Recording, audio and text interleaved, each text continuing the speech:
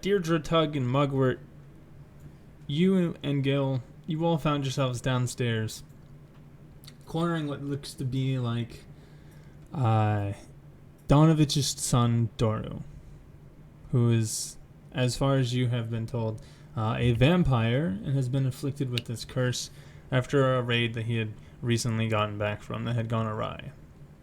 Now he has told you all that he has kept this child unfed, and he has been praying and praying that he will get some answer as to how to cure his child of his. Until then, or in that meantime, he's kept this child hidden from the village, and pretty much nobody knows about this child.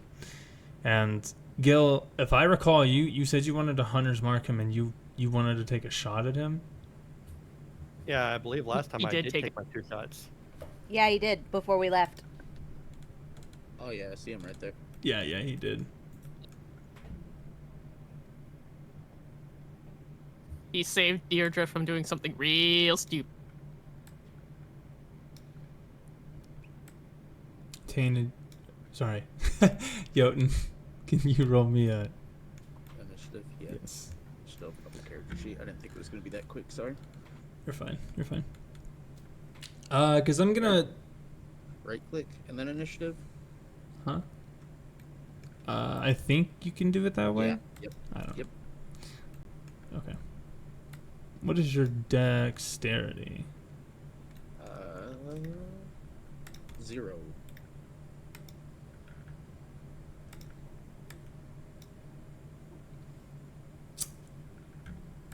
Okay.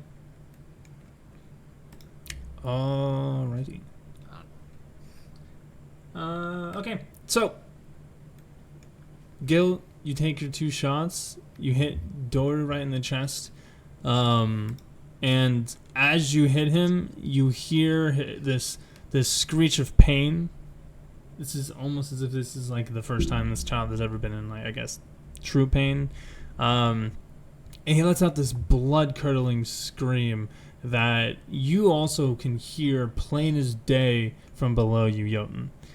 So much so that you see Donovich kind of stirs. The man, cold, knocked out, laying on the floor of the church. Smith. Mm-hmm. You all, after hearing Gil, or watching Gil fire his 2 shots off, you hear and steps as somebody is coming down the staircase. And Gil, I think that's where we were going to end your turn. Did you have any bonus? Oh, actually, that was your hunter's mark. Did you have any movement you wanted to use? Yeah, I just my turn right here. Okay. You see that Tug, the child, well, the young man, he begins just struggling to pull this arrow out of him as he has these two arrows stuck in his chest. You see that his hands are shaking as he's screaming to get them out, but he only manages to break one off. The other one is just a little too painful. And you see that he just looks terrified. And he's gonna like scrabble his way around the wall, almost making a quick dash for it. And Jotun, you see this young man coming to the stairs, arrow sticking out of him, fresh blood on him. A starved-looking vampire who seems to be in fight-or-flight mode. Pure fear in his eyes as he sees you. And he's gonna rush you. He scrambles up the staircase as fast as he can, climbing on the side of the wall as he jumps at you.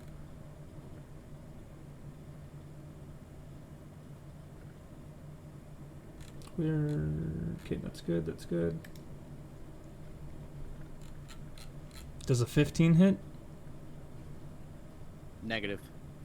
Okay. Does a 22 hit? Positive. Okay. As he leaps off the wall, you see that he goes to grab onto you. You have a shield on, I assume? Yes. You put your shield up, and he just hits it very heavily, and you assume he's going to go down the stairs and get off of you. But you underestimated his strength because of his weakness, the state of emaciation that he is in, before he quickly is able to just bat your shield away and to get a nice scratch across your face for only 5 damage. Alright, I'm gonna use my Stone's Endurance reaction. Okay. So,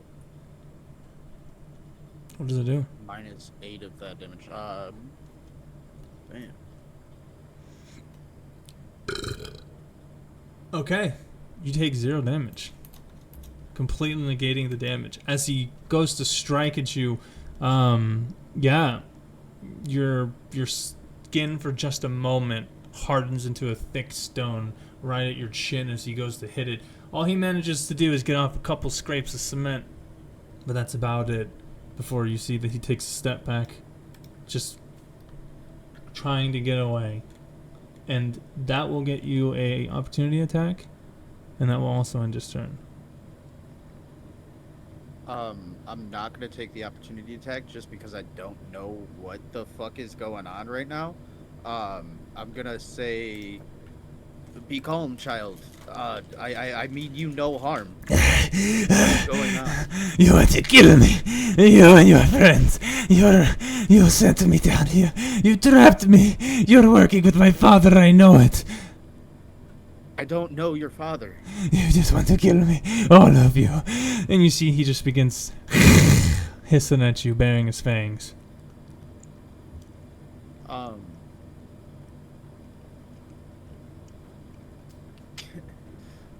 Alright, I'm gonna end my turn there. I need to go through and look through some of my stuff real quick to figure out what all my things are. Okay. Alright, Tug. You're up. You see an old acquaintance. Not very old, but you do see Jotun coming down the stairs. The scene plays out in front of you all. What would you like to do, Tug? Okay. Tug's gonna run up and smack a child. Yay. Okay. Doug. This is just Tug's like villain arc at this point. That will hit. Of course I hit now.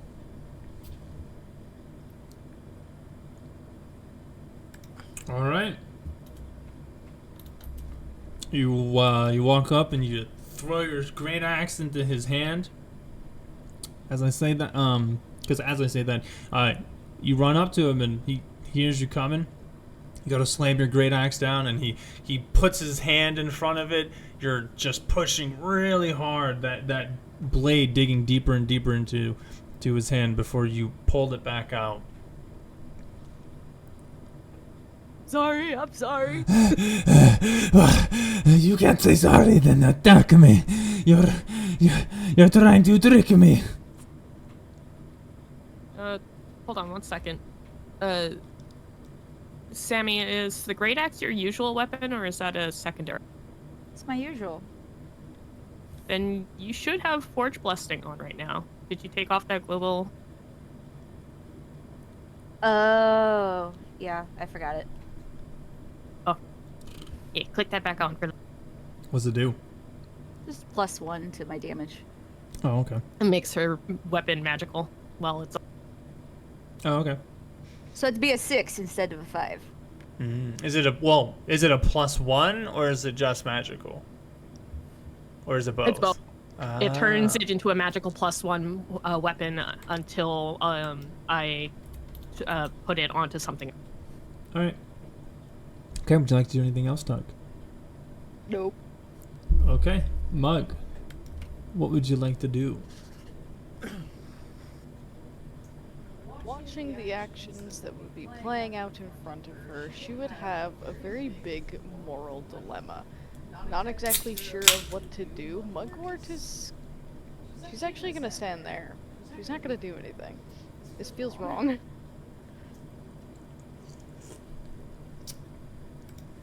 Okay. Deirdre. you're up. You see that mugwort just stands idly by, a grimace on her face. As you can tell, she's not approving of this.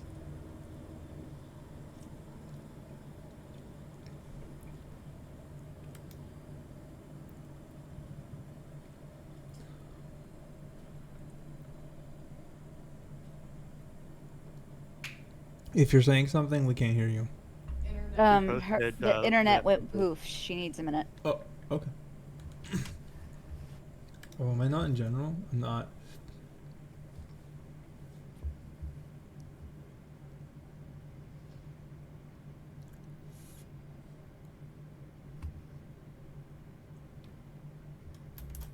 Huh. What timing? Do I skip her or do we just we'll just wait? We can wait a sec.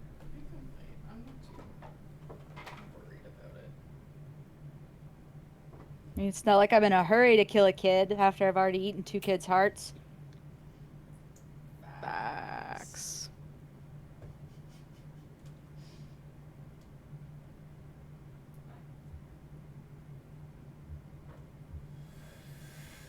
This could get you to number 3 though. I'm good. I'm good. We're not supposed to be doing Order 66. Yeah, Order 66 is not good for you. IMO. Qui-Gon should have raised Anakin. That would have been a fantastic. Jesus Christ. Stupid fucking alien pussy had to cut him in half. Like, Why did you do my boy like that? for real, for real. Go.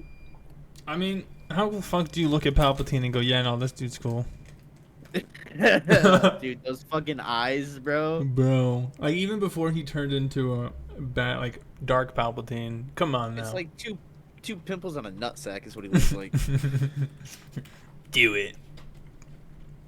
He's Yeah, probably the get one it who back. brought all those weird shield things down in the bottom of Naboo. Mm-hmm. Like, what do they even do? What's the point of those? They're just hanging out. You know? In case. What are my plans? Something. You seen the Team 4-star fucking... Oh my god. What you doing? Hanging out? Hanging out? Yeah. Throw out my plans? Throw out your plans. No. Are you? No. You sure? Yeah. Which is funny because we just got to that arc in actual Dragon Ball Z. What a weird watch. Yes. It tells time. And nothing else. God damn. Oh, that's I gotta great. watch that shit again. It's been a minute, but I remember it so well. You need to watch Sassy the Sasquatch, my brother. Mm-hmm. You need to. Please. Please. Okay. Oh, I will. I'll make a list and I'll put it on it. Good. You should.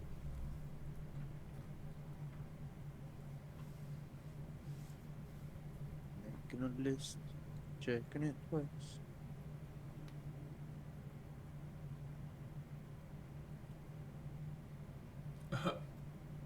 It'd be like that. Pops. That's great. What do you need routers for? They don't do anything. For real.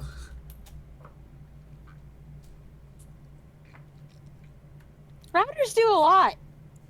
They route things. Or router. They spread my internet throughout my large house. Mm-hmm.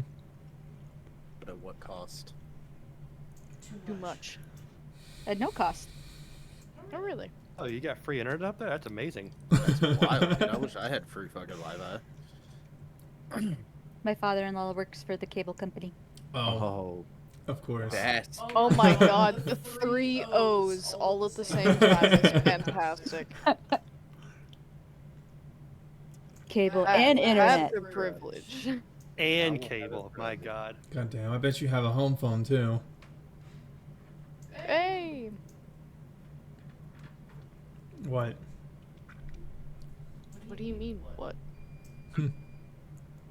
I know you're back. Oh, okay. But I just. All right, well, it's your turn. Come on, let's go. Come on. Oh my god. They were bullying me over my free internet. We didn't even bully you. We didn't. We were just like, oh, like actual free internet. We were making a joke until we found out you were flexing on us. Not even humble flexing either. No, dude, just straight like shove it down our fucking throats. Like, yeah, Oh yeah, So- I have free Wi-Fi, so Dad okay. works for the cable company. I'm so much cooler than you peasants. Okay. Oh, people So- get paid for it. Shit, could be It me. did not sound like Oh that. my god. All right. All So right. what did I miss? Pretty So much that. Tug, did you miss Tug's turn? No, I didn't miss Tug's. All right. So what?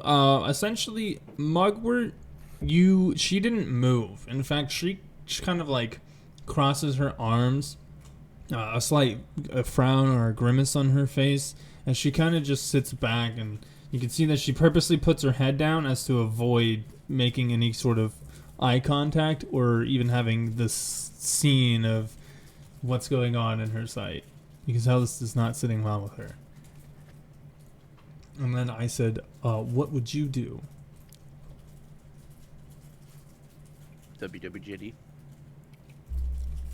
No. I see. Okay.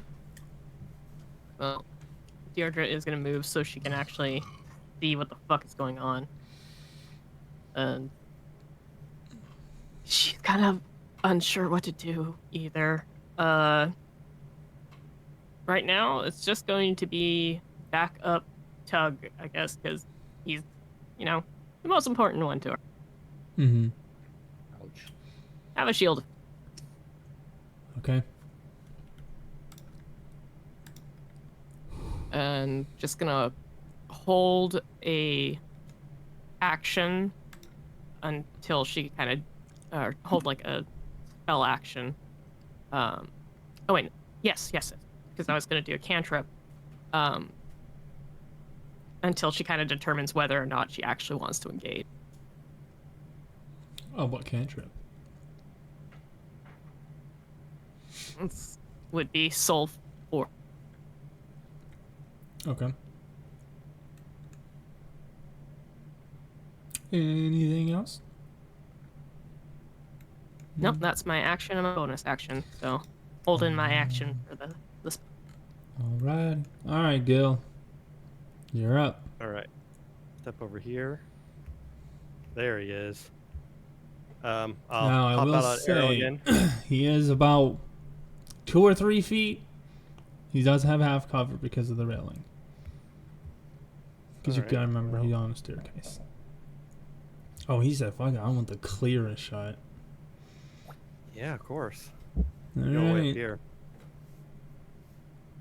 And then I'm gonna look over at Deirdre and Mugwort and say, I know you all have your reservations, but this thing is a monster. It might look like a human, might talk like a human still, but there ain't no saving him. And I'll fire. Alrighty.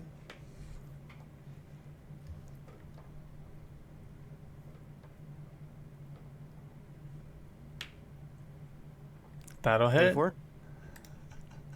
All right, 12. Alright. Another arrow right in the arm of him. Another scream of pain.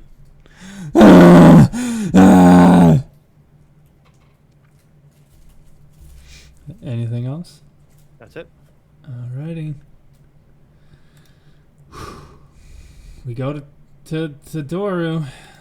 The kid's freaking out, man. He's not looking too great. See, he's paranoid. He's confused. He doesn't know what to do or where to go. And so, God damn. He's gonna do the only thing he knows how to do. Tug, does an 11 hit? Nope. What about a 23? Yeah. Okay. Uh, you see that Doru, after taking this arrow, he goes to just throw that arm at you, and he misses, just completely hitting it on the wall. It sounds like it snaps, but you actually see the arrow itself. The arrow shaft is broken now. The rest of it's still in his arm. And then in the confusion, you see that he gets a jump on you. For just one moment, he's able to slip past your defenses, and he gets a nice little chomp right on your wrist. You take a total of 4 piercing damage and 10 necrotic damage. And your max HP is reduced by 14. Oh, sorry, 10. What is always happening? You see that Yodoru, for just a moment,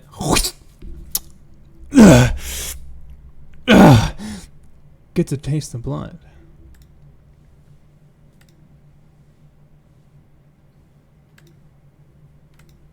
He gains 14 HP.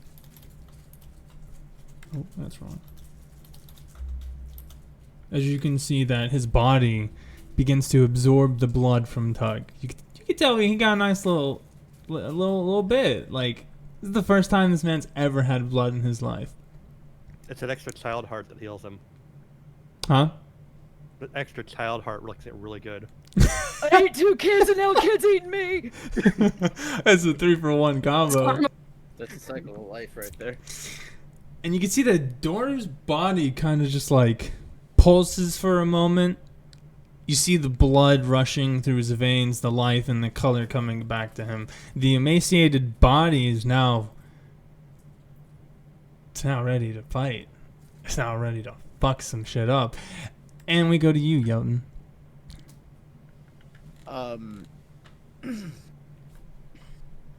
Jotun is confused. He just watched Tug stab this kid, Gil shoot this kid. This kid is desperately trying to get out and away, and I'm just going to channel divinity, turn the faithless.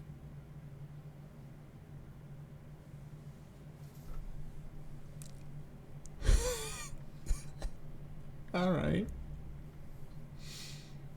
What's the save?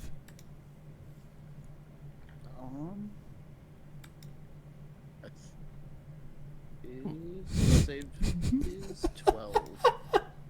Failed. Okay. What do you do to them? What did you do to him? You strike the fear of God into him. What do you do? I pull out my holy symbol and I pull it straight out in front of me, arm full extended, top of the stairs, kind of like the light showing in from behind, Yep. And I go, by the power of Eldith, enough! And what happens is Jotun puts his holy symbol up, and instead of a bright, beautiful light, holy as can see, a pale, dim gray light shines from it. To everybody besides Jotun, you see the shroud, no, a shadow of a man behind him. Not a tall, stalwart Goliath, but a sharp, tall, looming figure. The only thing that you can see, an outline, I suppose, would be beautifully cut chin, nice black hair, a suit, and these large red eyes that seem to paint themselves across the walls. And for a moment, you all don't see Eldath. I need you all to make me a wisdom saving throw. You all see a pale man that emanates death. A vile, sinking feeling touches the tongue of you all. Sasha, Deirdre, you're the only one who does not bend, who does not even for a moment stagger in your stalwartness or your beliefs. Everybody else, you're all now afraid of Jotun. Well, of what you think is Jotun. Suddenly, Jotun, the air gets cold. As you hear yourself speak those words, you too feel the cold air. You too feel the light and the pale light ascending, and you hear a word behind you. Or sorry, a voice behind you.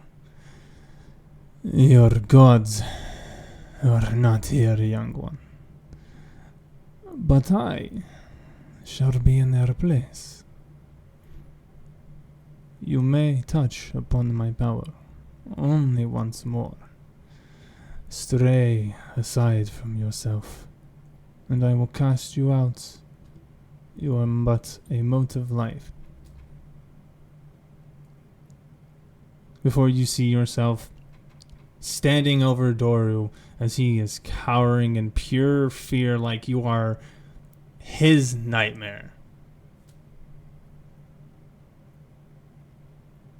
Or would you like to do anything else, Jotun?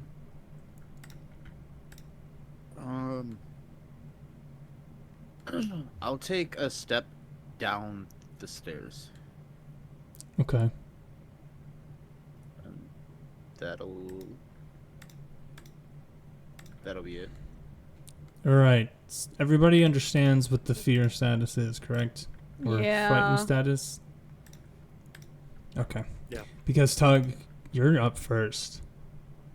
As Jotun takes a step, each one echoes. His size menacing, towering over you all at the top of the stairs.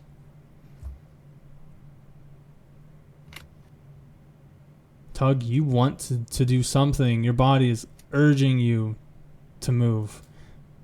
But your brain's telling you only one thing, and that is to run. Tug's gonna run. He's gone. Keep going. You gotta get at least 30 feet away from Jotun. I'm trying. My mouse. Okay. Mugwort. You're up.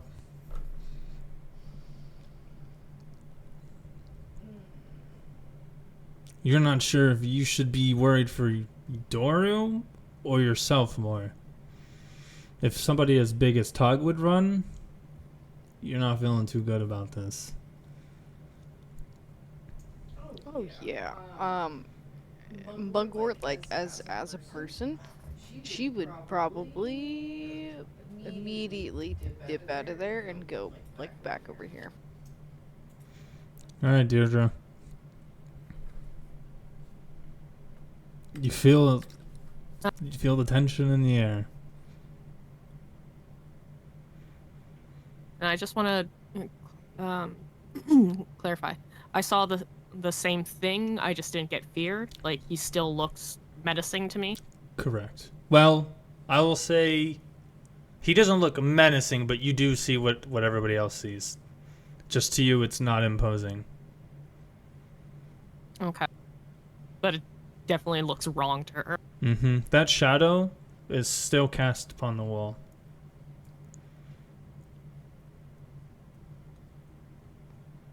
Well, the previous held action fizzled as she didn't make up her mind in time. And she's staring at Jotun at the moment.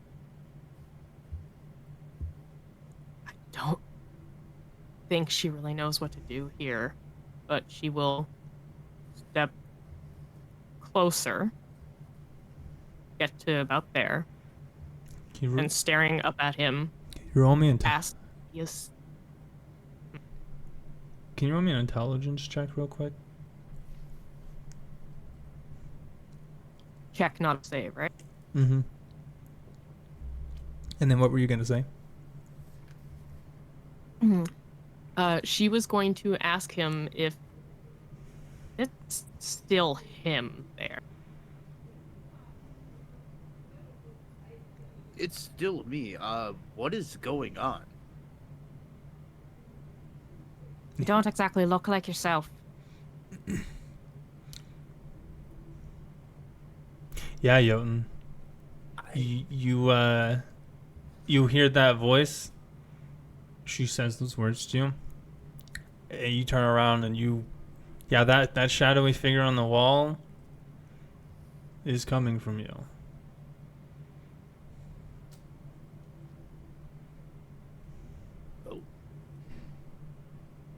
Oh.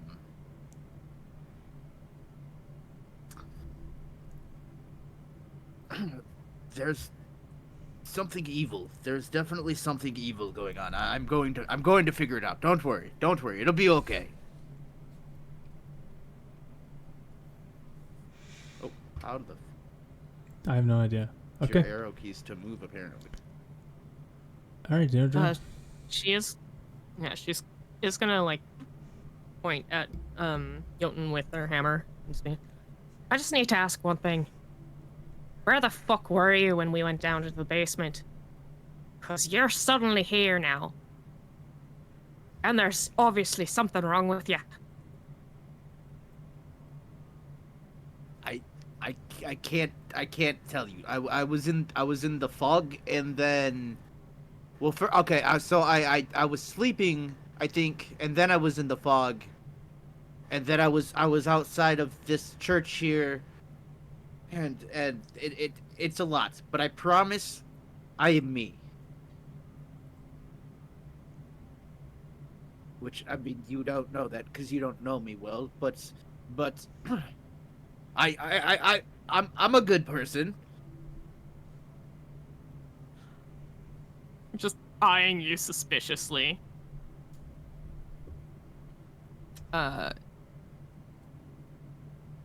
She is going to hold her action again. This time with her warhammer, telling Jotun that he better be telling the truth, or she will bash his head in. So, Okay. basically, just if she perceives him as a threat, she will attack. Okay, Gil. This is the first time you've been afraid. It's not like a normal. I mean, it is fear, yes, but this is an unsettling you at the core. Like, the worst type of enemy to go up against is an enemy who doesn't care if they die. Kind of worry. Whatever's coming from Jotun is not natural, and this is definitely not a creature you've ever dealt with before.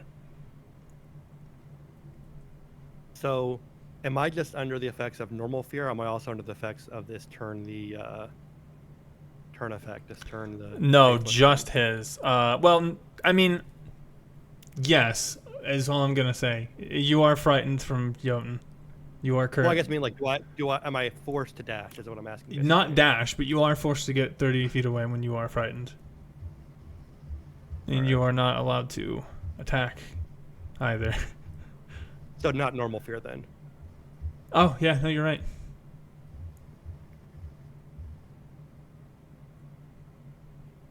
All right, then I guess I'll go. Oh, you mean like you want to attack Daru still? Well, I'm asking because like normal fear, you just have disadvantage on attacks, but you can't come closer to them. Mm-hmm. Yeah, you can. If you want to attempt to make an attempt, I will let you.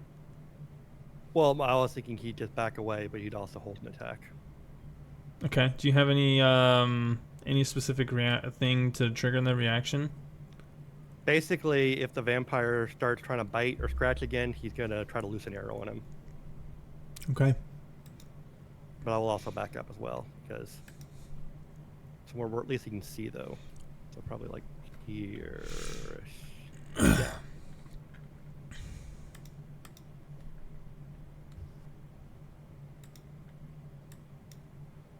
Okay. So So everyone begins to back away. Deirdre, you get closer.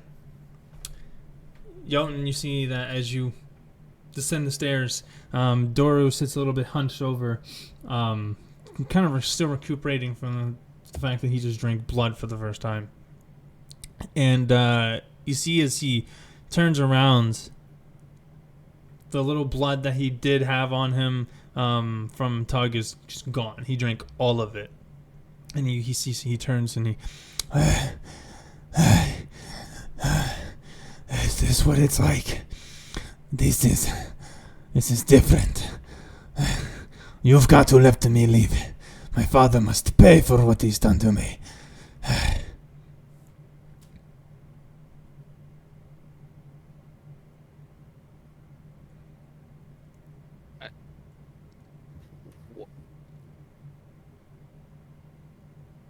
What is going on? My father, he strapped me here when I was on a raid with the villagers. We were attacked in the night, and I came back sick. A demon, an undead vampire, diseased creature. My father trapped me here, told everyone I was dead, starved me for a month, and now I've been here, slowly thinking I'm going to die, crying and begging for him to please let me out. And then your compatriots come, and they attack me for no reason. They assault me, and I am just a victim. I cannot control it. The urges. That's why you must let me go, so I can get revenge. And then I promise I will take my life into my own hands, and I will control it.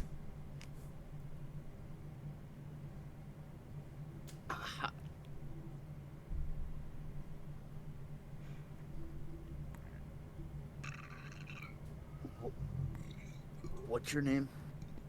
Doru. Hold up. I can't let you go until I figure out why these guys are attacking. We're gonna figure this out. Because they were hired by my father to kill me.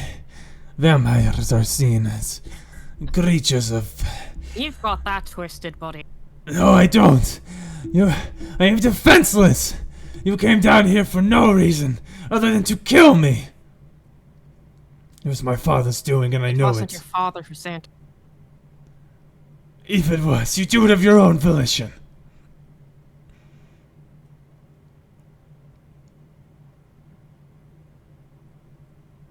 So who sent you guys to kill him?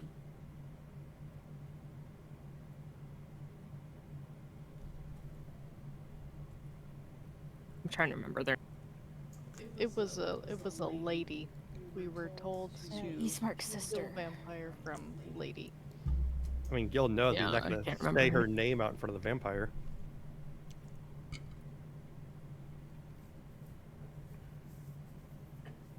You get no answer, Jotun.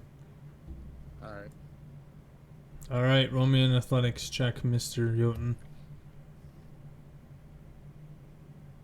Check. Oh, that's wrong. Oh my god. What's the wisdom check for? Oh my god. Oh! Yeah, you get fucked. Damn. Yo, you know what's crazy? Yeah. The +4. It's the +4, bro. It's Oh. the +4. And it's a 1 in 400 chance of that. Like, that is cool. Super cool. Jotun. Get fucked, pussy. Doru puts one leg on the banister of the railing and kicks as fast as he can off of it to attempt to jump over you. You were not fast enough to get him. In fact, your arms grabbed him, but he was so fast, He breaks the fucking railing and catapults himself up the stairs. Trapdoor breaking in the process. Jesus Christ. Okay.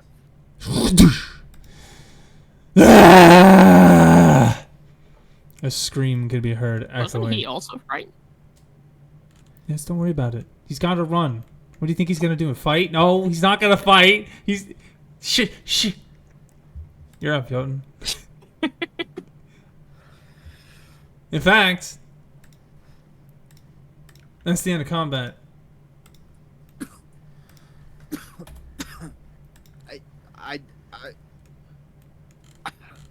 I'm sorry. I don't. Jotun, move. As soon as Jotun, sir. so, hold on. As soon as that vampire breaks that railing and catapults himself over Jotun, using him as a springboard to catapult himself through the trapdoor, it explodes open. It's extremely loud. You hear the scream, and you all get just snapped back to reality for a moment. Jotun, the cold air drops, the light subsides, that awful presence, and everybody's stomach is gone, the taste is gone, and now you sit in the basement.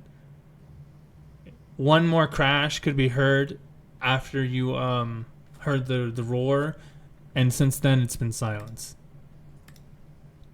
Oh, dude. Can I dash up the stairs? I mean, Out. you guys, I assume are gonna go upstairs. Yeah. Yeah. Oh yeah, no. Deirdre, like as soon as the vampire went, is like Jotun move and trying to go after him. Yeah, We're very now we specific. go upstairs. Okay, First we right. listen to a bunch of crap with, we're gonna use the vampire powers, then we come down to kill the vampire, then let's not kill the vampire. Okay, so as you all come inside, come up the stairs, you see that the door is completely just destroyed off of its hinges and actually pushed into the bedroom over here. Deirdre, you see Ismark is laying next to a body, and all I can say to you, it's red. In fact, something about this room, let me make sure I can find this. Well, she's heading straight for Ismark Hold on. and asking if he's okay.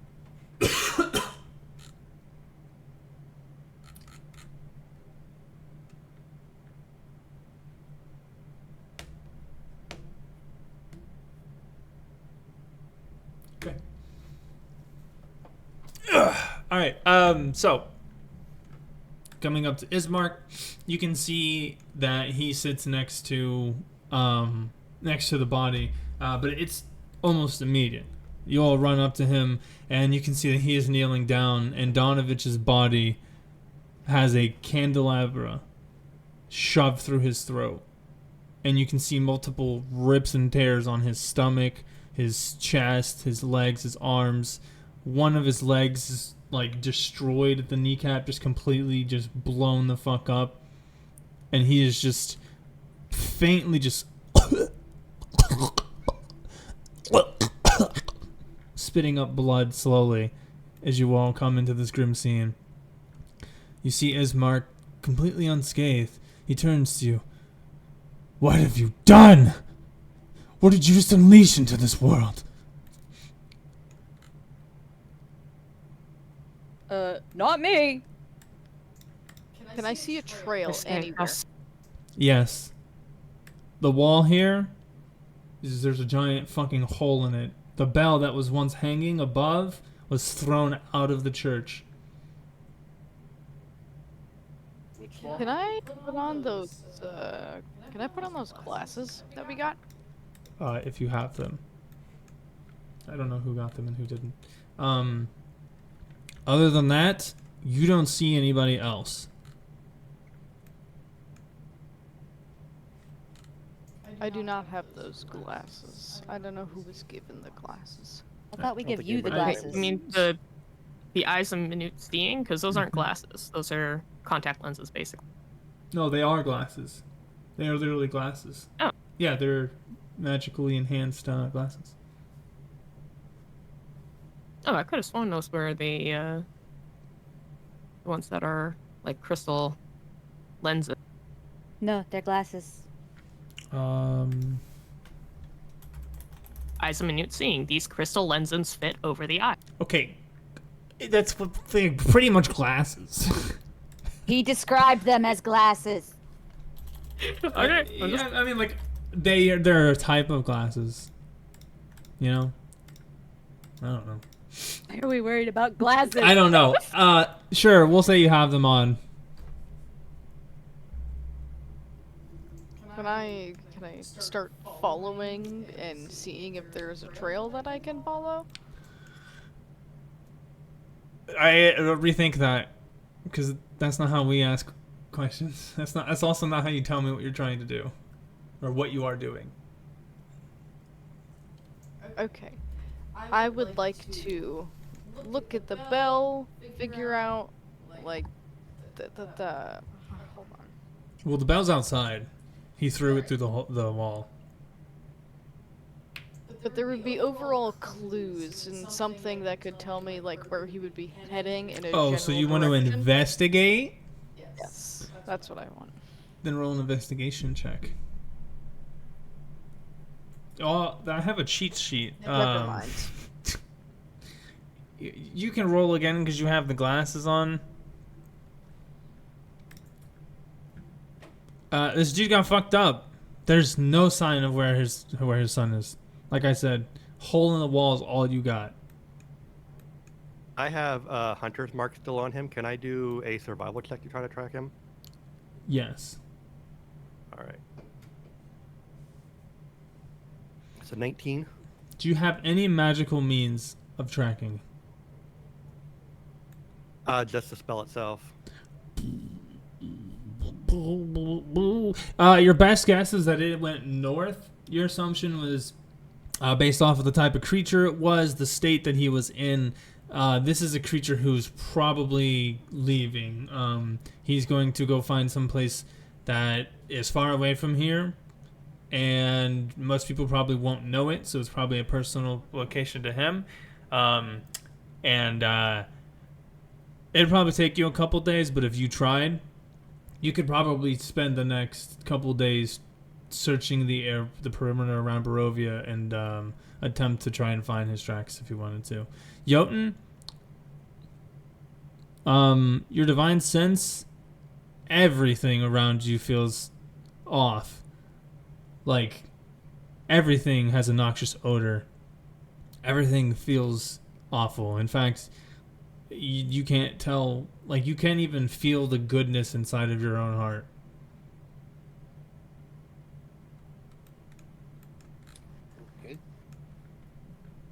Well, this is just great. First, the old lady eating kids. Now you guys let the vampire go. But you were there too, Tug. You can't just sit there and put the blame on them. You were a part of this. What did you do to the kid? That kid was a monster. We were going to put it down, but everybody started having second thoughts about it.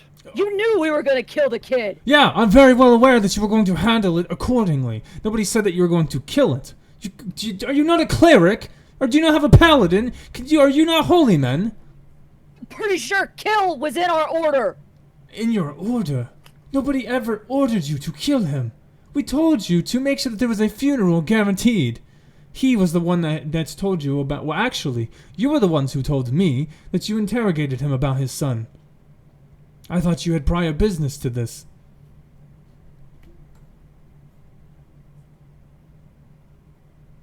How am I supposed to trust you lots if you can't even come up with words for the situation? Maybe I shouldn't even trust you. We had every intention of leaving that thing alone until we told you about it. And then your Yeah, as sister soon made as it we sound told like you. Your sister wanted us to handle it, so that's what we tried to do. In a very unreasonable, precarious way. You could have What killed would you it. have us do with a vampire? Just let it live, tie it up? Because the priest is already doing that. You didn't think maybe use your holy men to cure it? Or maybe you're not that proficient. Maybe your holiness is lost in this land. Your faiths have deserted you. Did you hit your head or something? Did I hit my head? Of course not. Because at least I would have been able to put a stake through his bloody heart faster than you could have. Oh, everyone, shut the fuck up! Look, we went down there to find out exactly what was happening and deal with the situation. It was not exactly easy to witness what we did. But we're going to deal with it. Gil here took the initiative. If you're going to be shouting at anyone, shout at me, because I had a moment of hesitation. I tried to reach out to my god, and something about these lands is making it so I can't hear him. Instead, I heard someone else. But the problem wasn't that. The problem was that something else was down there with us. Now you finally It was a understand. force. All of you finally are starting to grasp what you are dealing with here. Do you not know who he is? No, we don't, because we just fucking got here. And what have you been doing? You are the first person we really talked to. And you haven't told us shite. The only thing we know is that there was a vampire that fucking bit someone. This crazy fucker who was deciding that he was going to cure his son so that he could take on the curse and spread it himself. Well, to be fair, And that's all we really know. I knew nothing of him and his son's situation, which is We very told you unfortunate. about- But fine, I guess it can't be helped then. God, I thought this was going to be a lot easier for you to handle the situation, and I was going to give you the information as soon as you had just handled a simple funeral. But seeing as how he's already inserted his life so deeply into yours, the person you're dealing with, the one that you say that you saw down there, his name is Strahd von Barovich. He's the Lord of Castle Ravenloft, a vampire who's been alive for hundreds of years, stuck in this world that he created his own. This land, everything that you see in it, every creature, every being, every living soul and dead soul that you see, is under his domain's rule. No wonder your gods cannot reach here. It's because you didn't even understand where you were at. What you are reaching out to does not exist here. You're going to have your own will, your own faith in yourself. It's going to be something that'll be more clear, more and more that you see what it's really like here.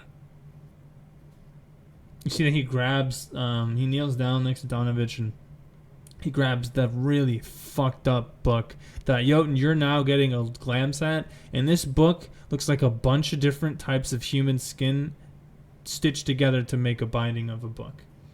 It has some really fucked up runes on it that you can check later, but yeah, you didn't notice that before. How much of that is visible? Because extremely I visible. did burn it. Oh, you burnt it? Did you? Yeah, Oh, yeah, you remember? did. That's right. Yeah, that's remember right. Okay, last. okay. Yep. So I don't like how Um, much of that is still intact at the moment. I'm gonna say like 2 pages of it. It's enough to know that somebody stitched some skin together and not good. He grabs it and he looks at it. This man was cursed, evil from the start, doomed like all of us, but not Irina. I promise you, we must save her.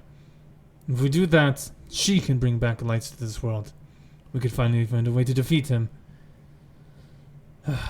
I'm sorry I didn't tell you all at first. I thought you had heard the rumors of Barovia.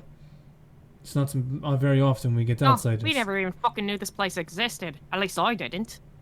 So it would have been nice to know that that was a possibility, that some shadowy fucker would show up and then cause everyone to be scared shitless and run. Well, Technically, he caused us to be scared shitless and run. That wasn't him, apparently.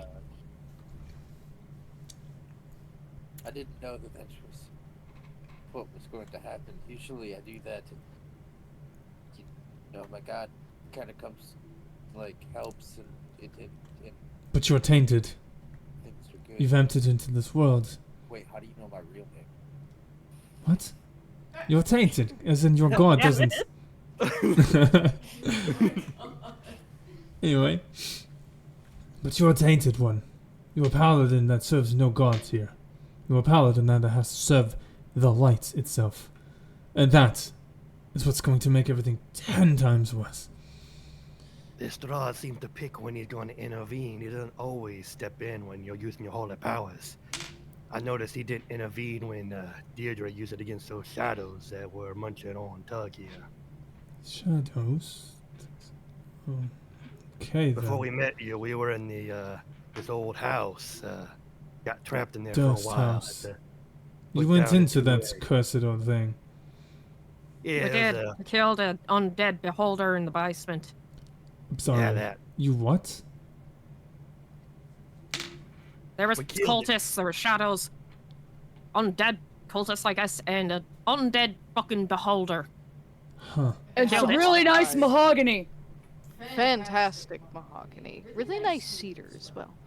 Awful. Well, it is Dust House. It is a fine, well, was a fine establishment. I mean, I suppose thousands of years ago. You entered it. Ugh, you all must be mad. The poisoning must be sick. The sickness must be reaching into you already. Well, we didn't exactly know that it was cursed, for one thing. We had just gotten here, and 2 kids that turned out to be ghosts asked us to go in and save their baby brother. Did you Turns out traverse? they were all dead. Did you traverse the fog? Oh yeah, every single one of us. Fucking gods help us. The fog. That. It's not just a fog. As you have obviously been able to tell, it's a bit disalarming. It confuses you a bit. Makes you end up places you don't want to be. But once you enter the fog, you are cursed. Your souls will slowly be eaten away and be stuck here. Unless you're able to get out. Hey, Jotun, where's Sunshine, the little elf girl? She was with you when you disappeared. Right. You all see a beautiful light of sun coming through the hole. Starts out a tiny little sliver, cutting through the dark grayness, well, the overall grayness. It gets to become nice and warm, giving you all a nice, like a legitimate warm feeling as this bright light begins to shine. And then it becomes almost too bright where you can't see. And then it's gone. The light goes away. You move your eyes. Coming through the wall, the hole, is an object. And I need... No, that's fine.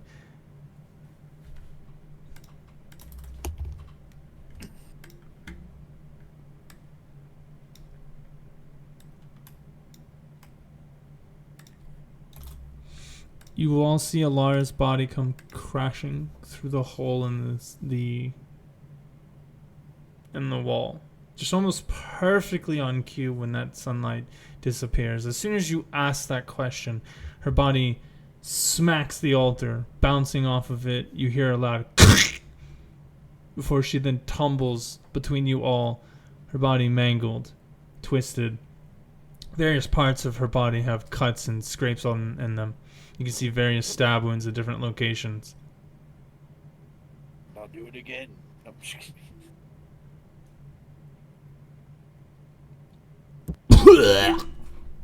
Ismark throws up almost immediately, turning away. God, you all are cursed. Dear gods, help us all. Nope. Nope. Nope. Are That is- Lara's eyes currently open? Their eyes don't exist. They are just black, empty husks. Empty sockets with an eternal void staring back. In that case, Deirdre is gonna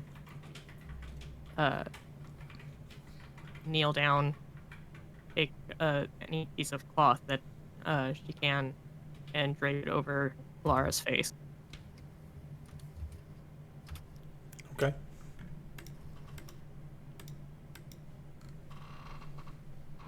Oh God. That poor child. Should have never been in this place. Damn it. Fuck. We really have got to be quicker than. Fine. Deirdre, you need to make the arrangements for the funeral as quick as you can. Begin immediately. I'll bring his body to the back, and you can prep something. I'll go collect Irina. You all get yourselves together, clean up a bit, and as soon as we can, we're heading out. I don't want to stay in this town much longer, especially if I know he's on your scent. That must mean he's been watching your every move since you've entered here. God, I should have never trusted you. Of course, the characters, the strange ones, are always the one who bring the trouble. He gets up, kind of wipes himself off, looks around in dismay, and just sits. What would the group like to do? Suppose we got 3 graves to start digging. They're just gonna start gathering what supplies she needs to do a ceremony for them. And I don't have it prepped.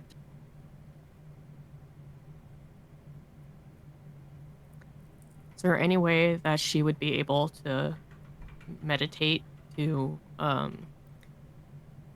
change what spells that she'd be able to use without Yes. taking a long rest?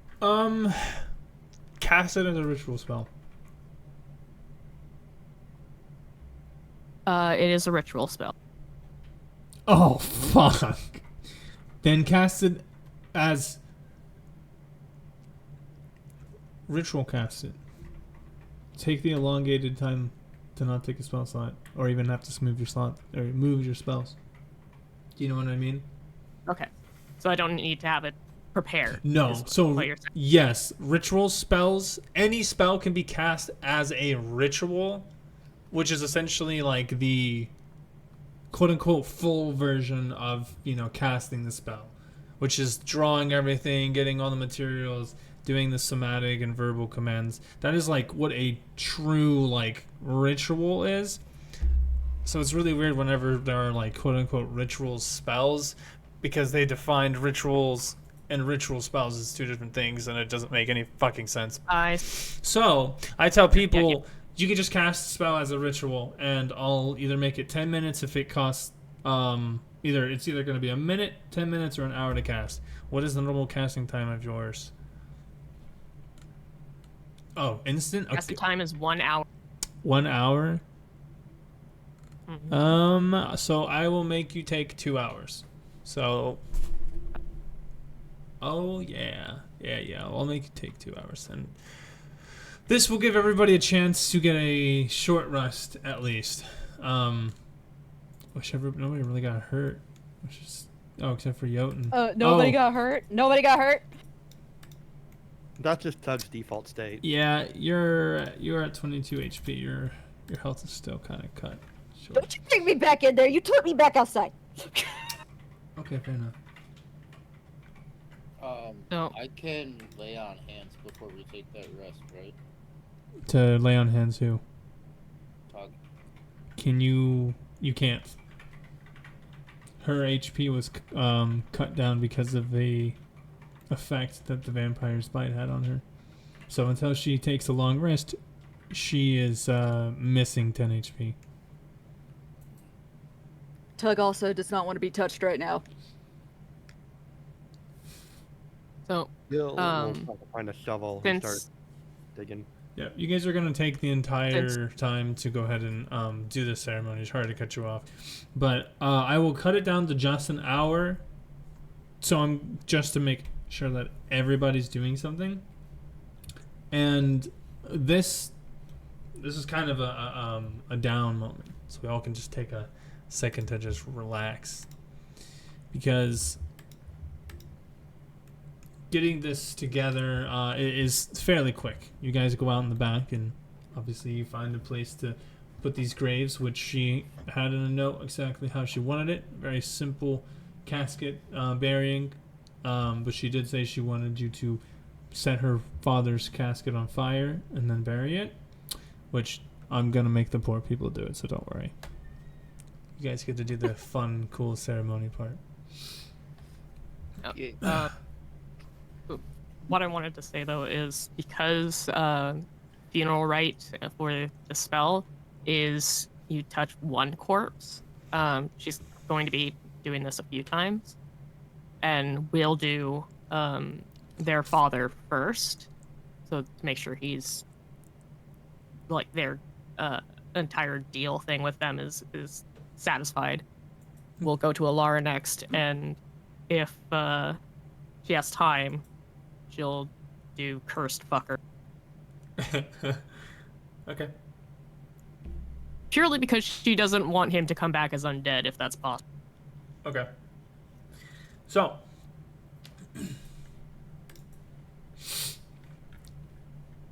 cut this real fucking short, cause fuck the ceremony.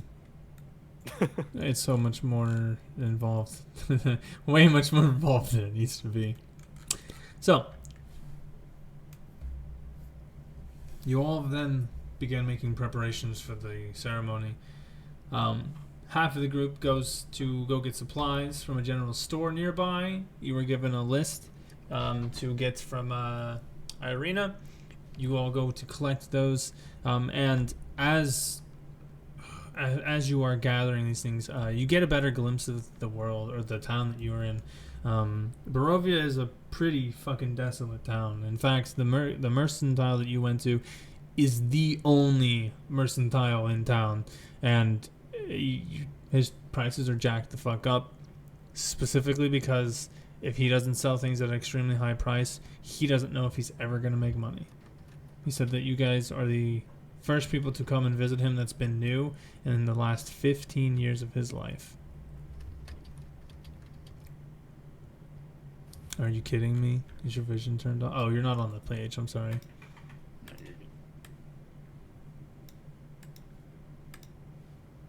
It's beautiful. You see kids running around the towns, all wearing rags. And you notice that the people are kind of weird. First of all, there's not that many. There's quite a lot more abandoned houses. For every 5 houses, I'd say at least 3 of them are abandoned. And so you could easily walk into an empty house or into a house that you thought had a family, and it could just be some sort of creature, and you would have no idea until you get in there. The children that seem to be inhabiting this place, some of them seem to be a bit more caramel or closer to a pale or a peachy skin color, while some of them have the more duller color to their skin. You see 2 kids come running up to you, and one of them's got a toy, and he goes, come on, let's go play with the toy out by the river." And then you see the other kid trailing behind him, dark sullen eyes, says, "All right, that's cool, I guess." And as they run off, you see that the one kid just does not look interested, but he still tags along.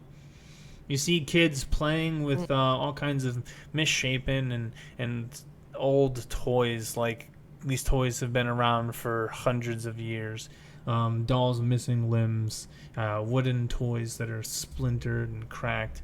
You even see a kid playing with some sticks and a dead rat, having himself a little drama show. And as you get down.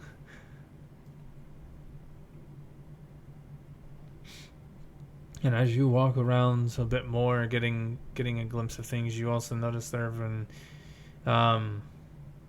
quite a lot of rats, but a lot of crows and ravens. About 15 or 20 or so seem to just be in sight almost at any time, hanging out on poles, tops of buildings, signs, rails. Sometimes they're scavenging things from the road. You can hear the cawing above. It's a pretty desolate town.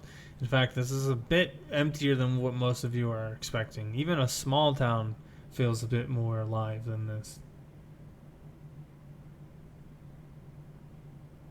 I have one question on the two kids that were playing the sunken eyed sullen one that wasn't interested in the other one who said, "Come on, let's go play at the river." Mhm. Which direction did they go?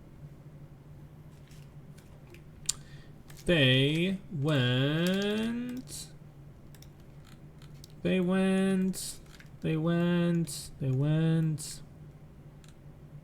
south. Oh.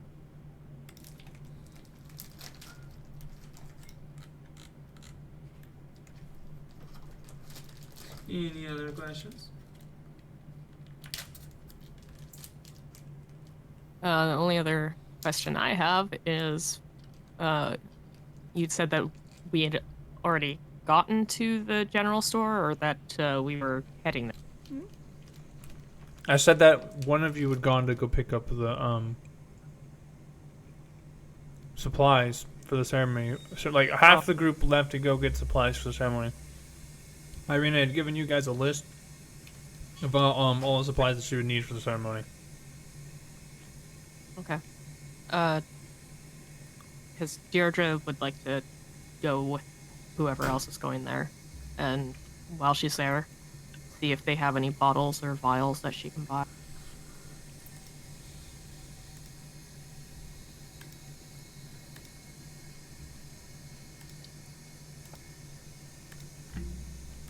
Interesting. Okay.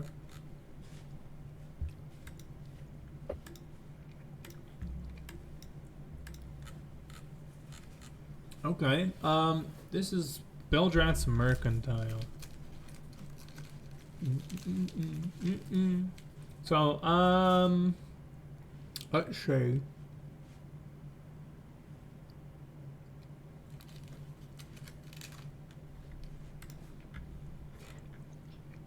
All right. So as you begin talking to him, he tells you that he sells all kinds of things. Pretty much anything you could ask for, he could probably sell you. But he does tell you that they're a bit pricier because they are hard to find. So, he says, if you've got the coin, I'm willing to let go of these things. But, you said just vials? Yeah, vials or bottles. Okay, 1 second.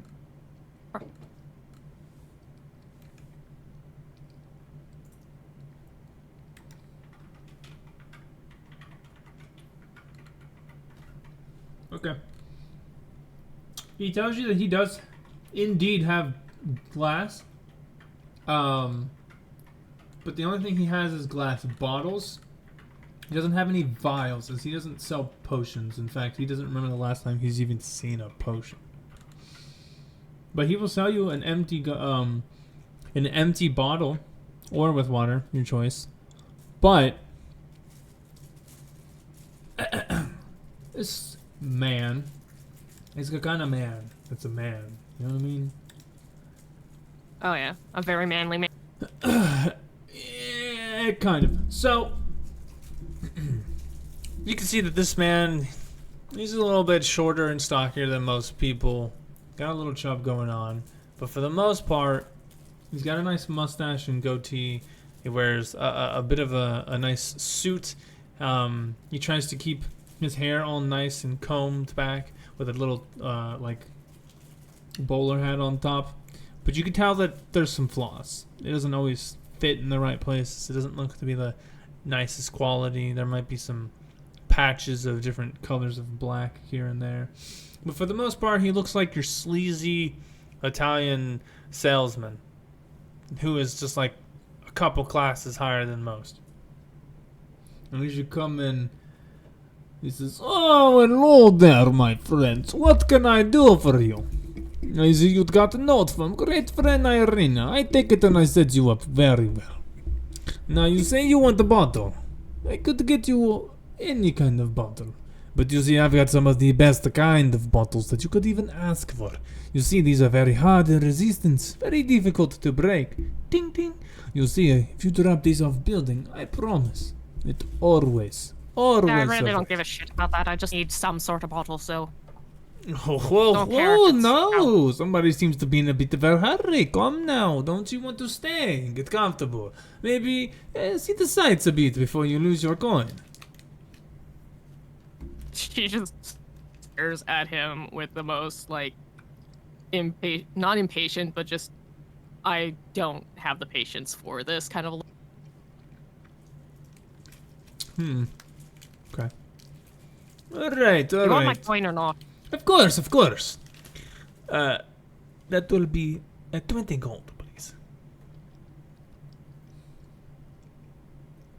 20 gold for the bottle. Yes, ma'am.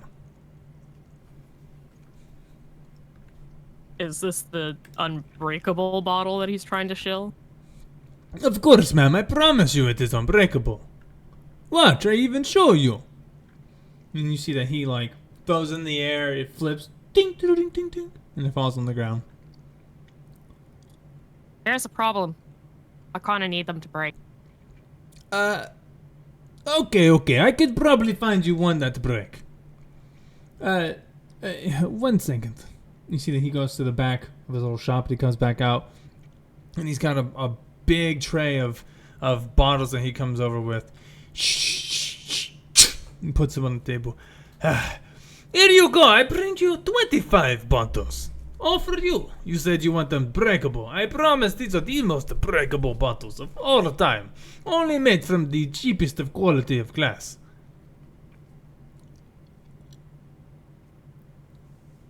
They'll still not break when I don't want them to break, though, right? Of course not.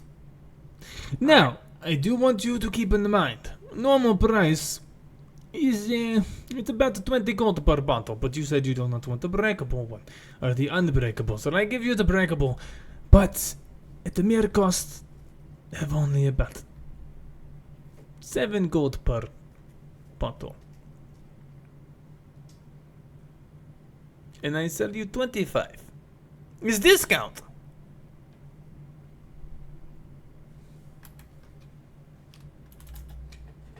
Kind of stares at them. Looks back up at him.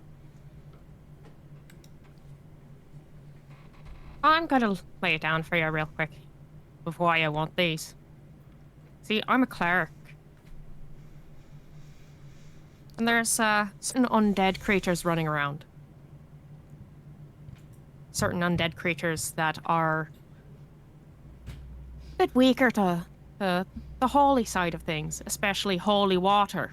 Ah, yes. About I hear about your I- clerical times. Of course, you want to make a holy bottle. In fact, I could sell you holy water. Would you like some? I could probably get some. It would not take me too much time, I promise. You just give me like a couple hours or so, and I could probably get you some of your own. I don't need to buy holy water. What I'm saying is that I'll be using this to you and the town's benefit. So if you could knock the price down a little bit, I'd appreciate it. And I'd be able to buy more. He strokes his mustache for a minute. If you do survive, you could come back for business. A live business is better than dead business. Okay, alright, I tell you this. I give you all 25, 150 gold. I even keep a carry case for you too, so you can carry it around.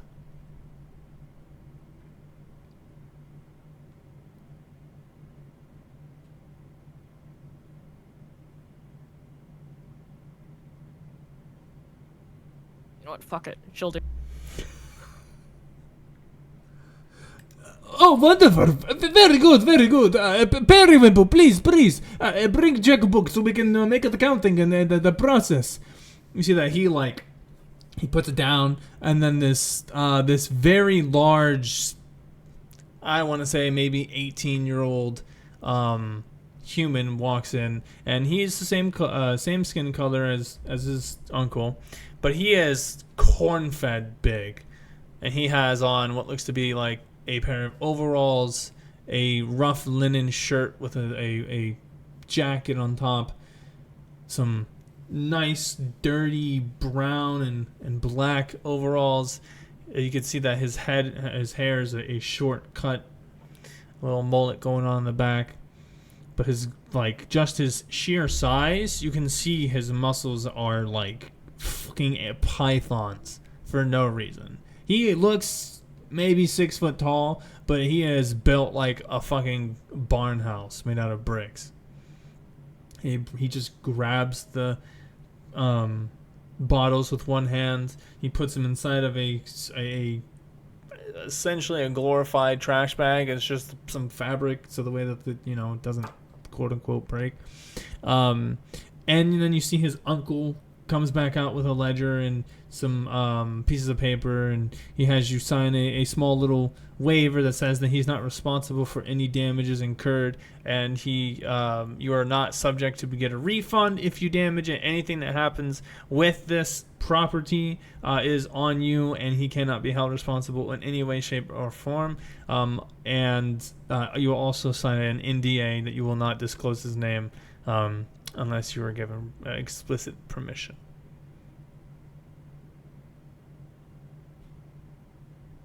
She doesn't immediately sign that. She looks down at it and looks up at him. How much gold are you paying for how many bottles? 25 bottles for 150 gold. He looks up at him and says, "Fine. You know what? Despite how fucking expensive this all is, I'll sign that. But I want you to understand one thing. I may not hold you responsible, and I wouldn't have anyway if I happened to fucking drop them or some shit, because I know that dropping shit is going to break it. So, personally, I don't think this is really necessary. But for your peace of mind, I'll sign it." Thank you. I appreciate it. You know, it's just about a business transaction. Shut up! I'm still talking. I want you to understand that I could be a repeat customer. And you want to foster a good relationship with repeat customers, don't you? Of course I do. I'm feeling a bit insulted right now. Especially since I'm a little sour about how fucking expensive these are. But I'll still buy them. I'll still sign this. But maybe be a little bit more conscious of how to deal with this next time I come around. Sure. Of course. You got to be careful about your business. But I will tell you, there is not a single trader within the next 50 miles, honey. So good luck. I am not scared about your business or not. Besides, I've got enough muscle to take care of myself, and obviously I can make a living. Now, if you'd like to maintain a rather equal set of terms, so that we might come to, agreements, I will just look past this infraction of you trying to tell me how the business is. And I will sell you these bottles. Well, I'm not trying to tell you how to run your business. I'm trying to tell you that I might not be a repeat customer if I feel insulted like this again. That's fine. It's completely fine. But I just wanted you to know that good luck. I do not want you to think that I'm threatened by you in any way. It needs to be equal ground, you see. So, you sign contracts, we go about our business.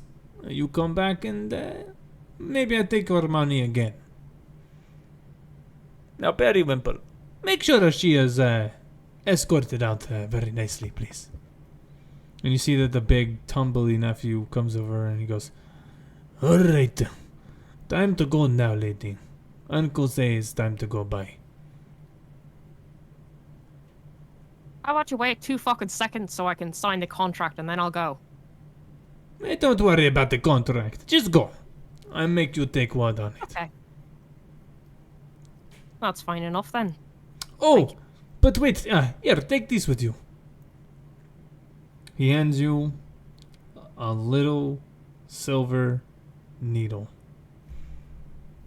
You never know when you might find yourself in a little bit of a presence of a prick. I'll keep that in mind. He winks, and then you take your bottles and you leave, coming back to the church. And the supplies as well.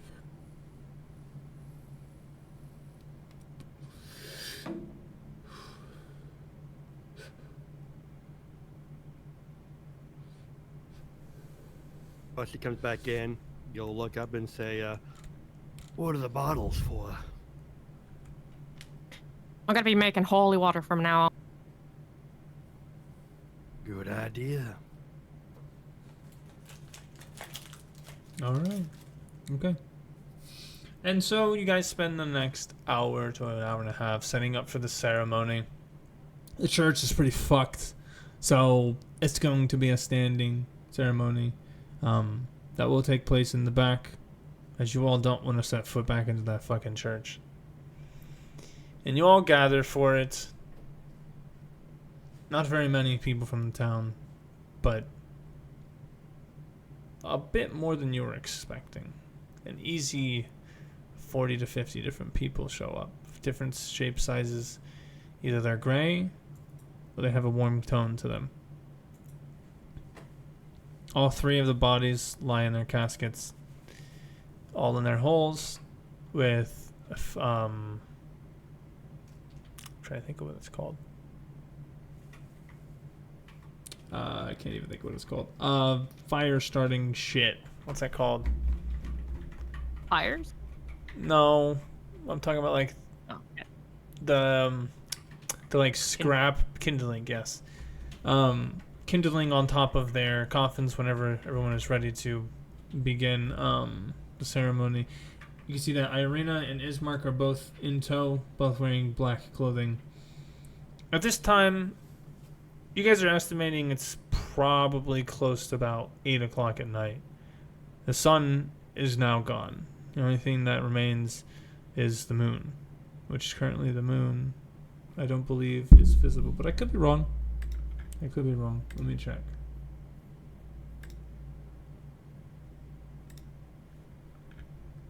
Ah, yes. As it stands, there's currently no visible moon.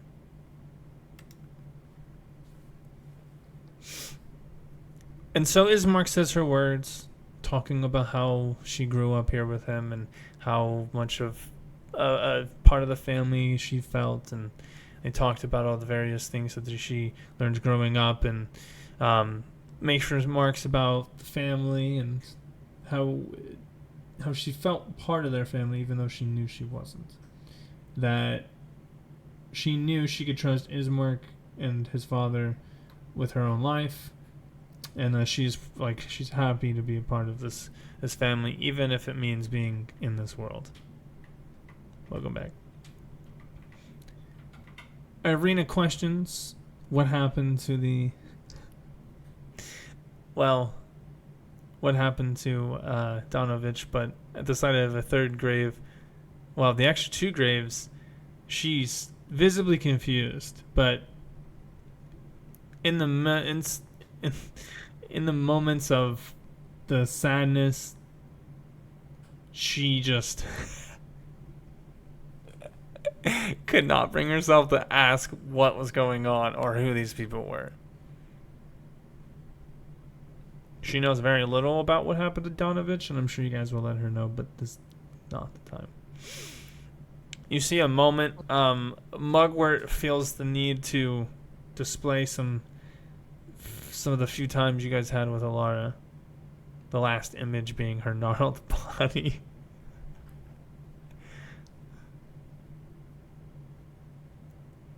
And for just... I think her gnarled body would be considered a happy moment. No, it wouldn't be. It's just, it's the last thing that you saw. But everybody says their goodbyes. Many of the townspeople talk about how great of a burgomaster he was, and how even though everything was shit, they were going to be the generation that grew up and made something of this land and got out of Barovia, and it was all thanks to his guidance. And then a few more moments of silence for your lost friend before you guys begin setting the bodies alight. And during this entire ceremony, it's the first time that any of you have ever felt grounded, as if you actually are where you are. Reality has finally set in. You guys are not where you, not in a place that you know. You are in a different world.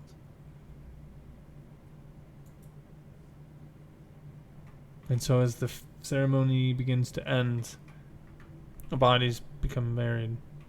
You see that Ismark and Irina begin talking amongst themselves, talking about what they want to do next. But I don't know if that's the safest. But we have to find out. If we don't, then we don't have any other options. I have to keep you safe. Besides, I told them if we could get you to Valaki. But I don't know if Valaki is safe. I've heard rumors, and yes, I know. I've heard rumors too, but maybe they can redeem themselves, you know? Get you somewhere safe, and then I'll help them with their tasks, and then we'll figure out, we'll go from there. We'll find a plan, I promise. You just, please, sister, you have to trust me. I'll think about it, I promise. They part, Ismark coming back to you all as the rest of the townsfolk begin dispersing, talking amongst each other.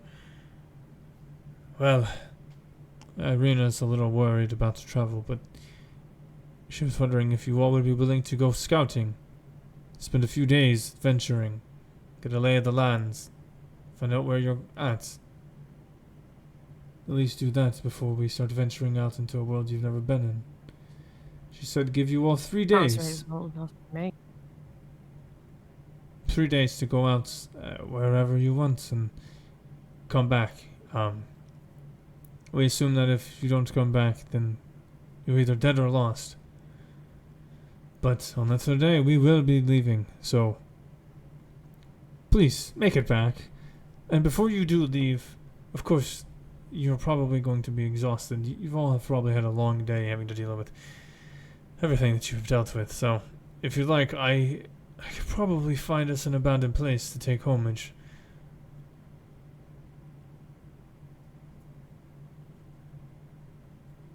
And then tomorrow I could probably get some supplies off of the bilge rat. I've got an idea, sorry. But I will let you all rest for the night. Find yourself a place to be comfortable if you can, and I will meet you tomorrow morning in the tavern. And we can discuss more from there. Sounds good. Fine. Appreciate it. Before we part with you, I just got one question. I heard that there was a river. I saw some kids heading about southwest from the town. How far is that river? And is it clean water? To ask if it is clean water is to ask if there is a sun. Of course, we have daylight, but we don't know. It's about 20 miles west of 20 miles west. Is that 5 miles apiece? So the kids that were going. Oh, I'm lying. It's a quarter mile. What the fuck? It's literally just a mile away.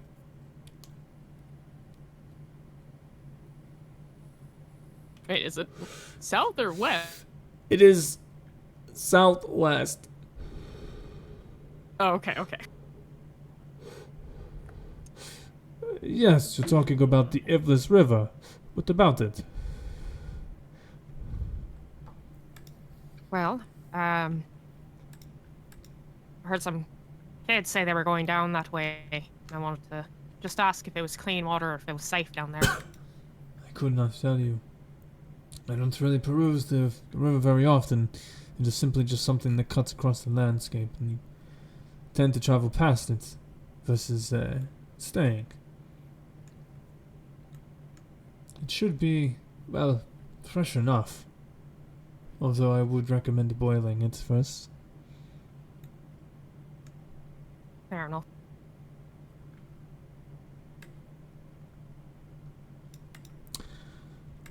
Any more questions? Comments, concerns?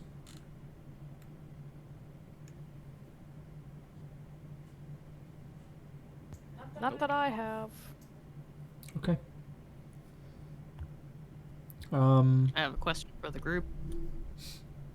What's up? Do we want to take on a random abandoned house that he's gonna help us find, or do we want to head back to the Durst house, which we've already cleared? No, I thought, seeing as we're all friendly now, he'd offer to let us sleep in that big old house he came out of, but maybe the Durst house is the best. At least we know it's not haunted anymore.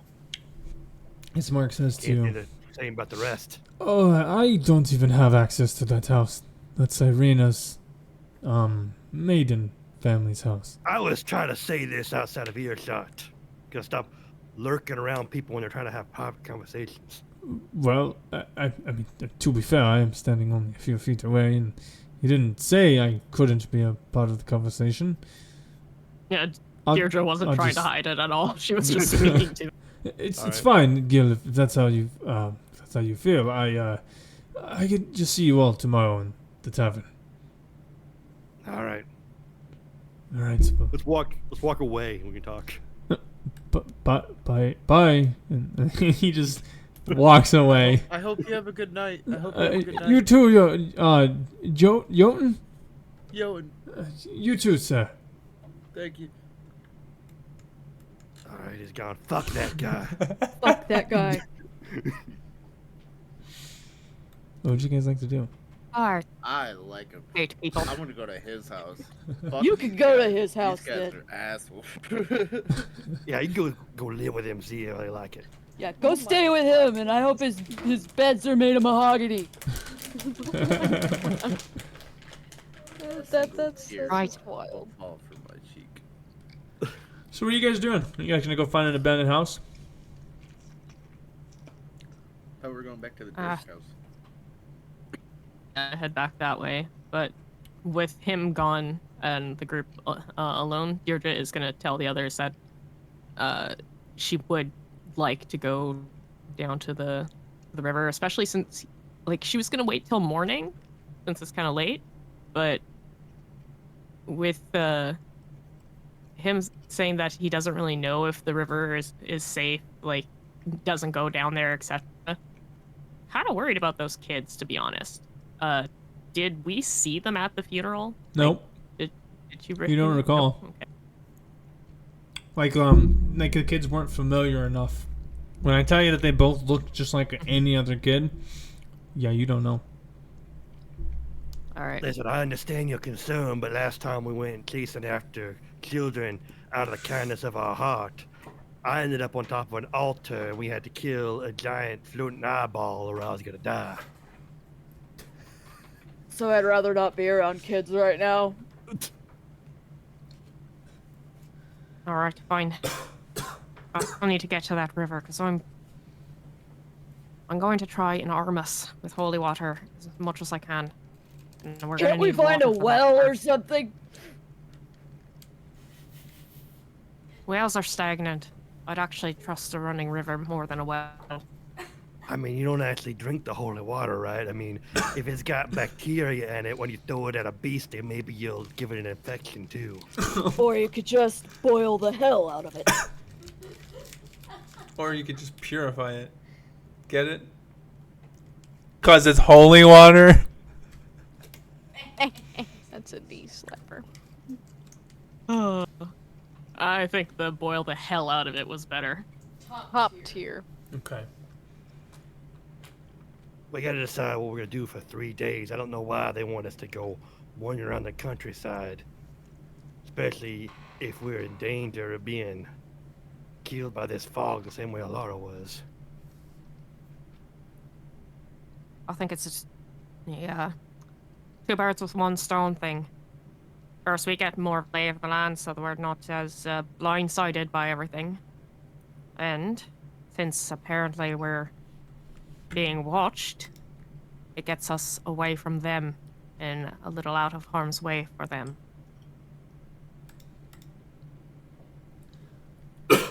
Am I gonna turn into a vampire? Come here, let me see the body. Tug will just stick his arm out. Deirdre will start meticulously inspecting this bite. Just like that thought didn't cross her mind until Tug asked. Can demon people turn into vampires, DD? I don't fucking know.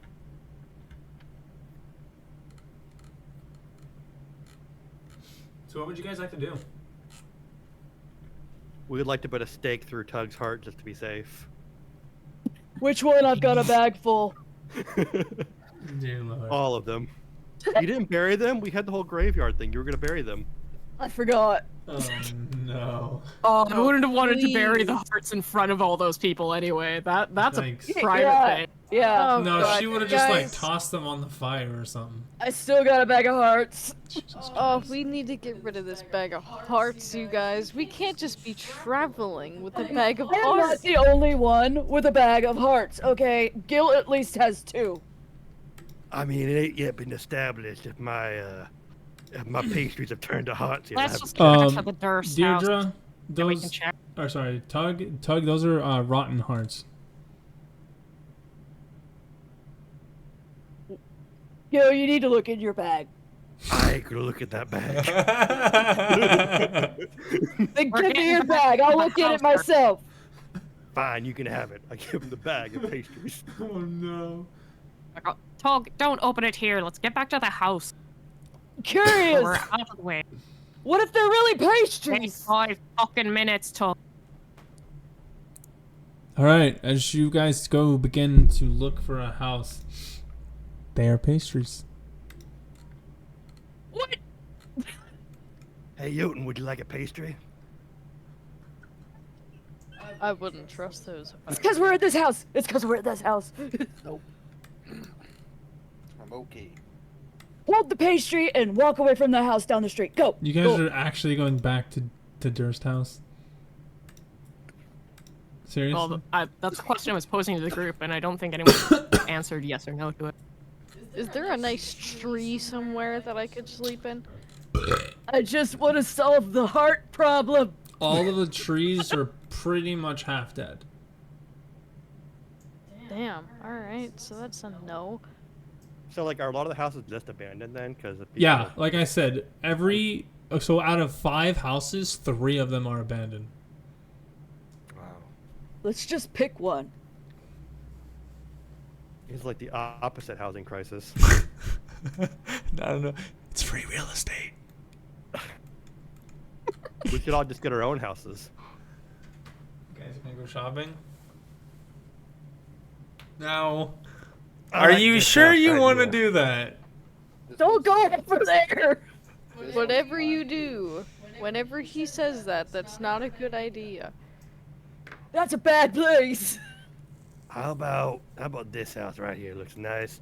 Got a nice corner view right there. Isn't that where the parents turned into the beasties? No, that was up here. Although that house is now abandoned, I suppose. What are you doing, Tannen? Sorry, Jotun. Shopping. What happened? What you doing?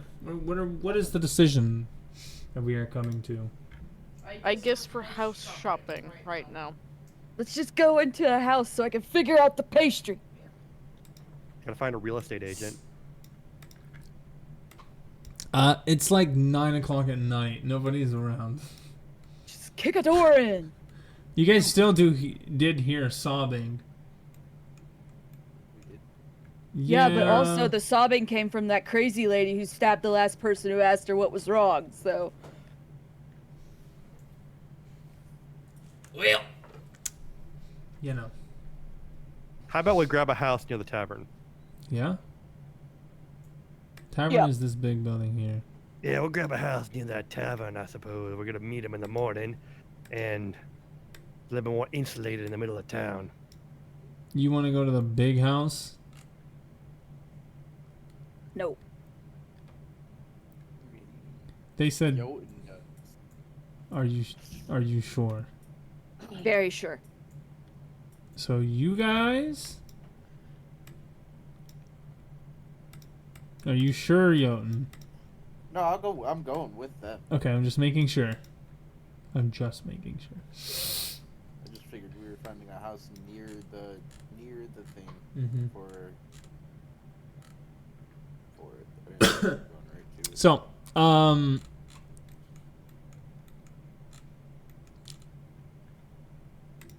let's see. Where is... Hello, dear Lord. Oh, what? Oh, that's lame. Hold on, I gotta refresh. Are you guys actually going to buy a night here? Or are you wanting to actually find your, some random house to hit? Random house. Okay. Yeah, random house near the tavern. Ba-da-da, ba-da-da, ba-da-da, ba-da-da. Yeah, we're gonna go with this one. Next to the big one. But not the big one. It's gonna be this double house, little shpaduda.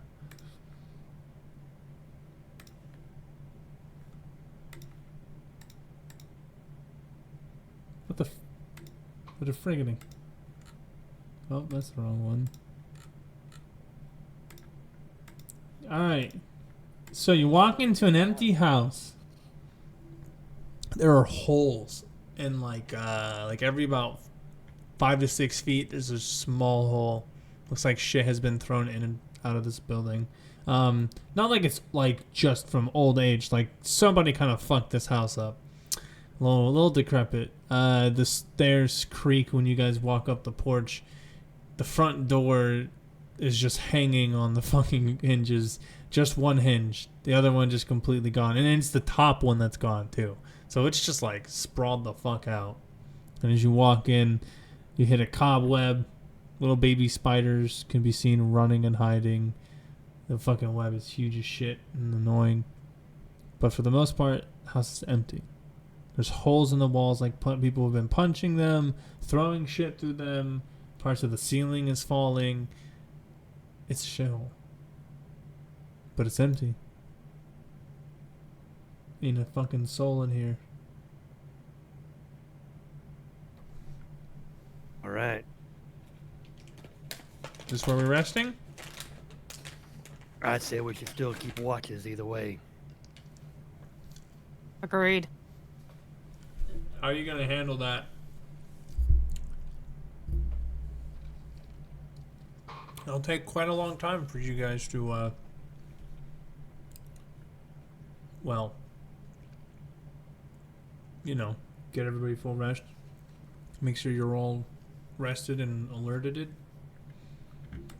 What is the flow chart gonna be like? Well, Deirdre will volunteer to go first. And I have a question for you. Would I have any water in my, like, ration? I would say no, unless you specifically have like a flask or something. Then I would say the flask is probably full. 9 times out of 10, if you have a flask or... Oh, I have water skin. Then there you go. Cool. And I will... Yeah, because I'll do first watch and... Gonna look at doing some, We're gonna make some holy water. another ceremony to make holy water.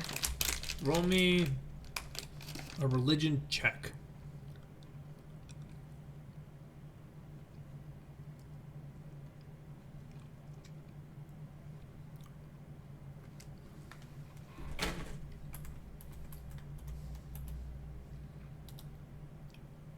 You managed to make 7 bottles of holy water. Oh shit. Okay, I was expecting to only make 1. That's awesome.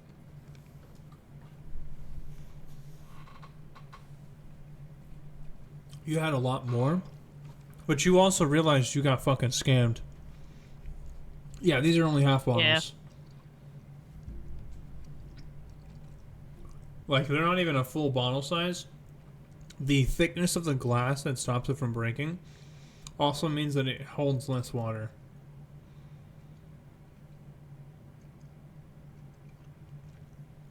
I thought we got the the breakable bottles instead of the unbreakables. Mm-hmm. And it's the last ever made. Yeah. Mm-hmm. I said the most fragile. I didn't say thin. Hmm. But they do got a cute little stamp on the bottom for flavor. Ooh, fancy. Alright, so would I call these like half bottle? The capacity of them is like 75% of it. You could literally just call it holy water bottles. Yeah. I'm not gonna give you like a specific measurement because I don't care that much. And as long as you both know, we both know how much is usually in a water bottle, you know, I feel like that's more than enough.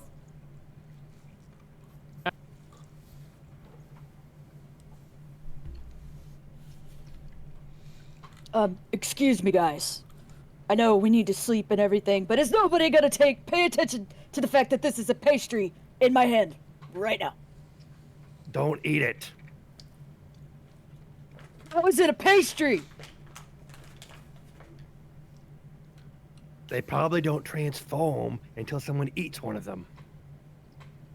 Well, that makes no sense because then it would just transform into a heart in my stomach. I didn't eat the one that I pulled out. Schrodinger's I say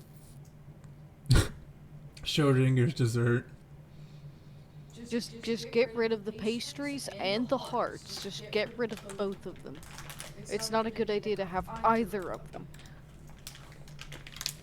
But I already ate 2 of these. I need to know. No, what you need to do is just pretend like it never happened. That's what you need to do. Can't pretend like it didn't happen. So you want to Tom. remember the fact that you literally ate 2 children's hearts? He Oh, just Look at it this sinks. way. I know that you really enjoy your food. Just look at this and imagine it's one of your very nice ingredients and you dropped it in the mud. It's not salvageable. You're not going to want to put that in.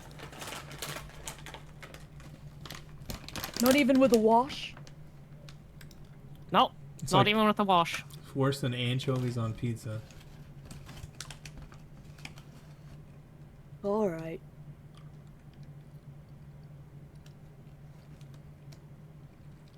Okay. So, you guys rest until the next day. We'll say it's like 10 a.m. Just enough time for everybody to get rest. Without any, like, you know, negative effects.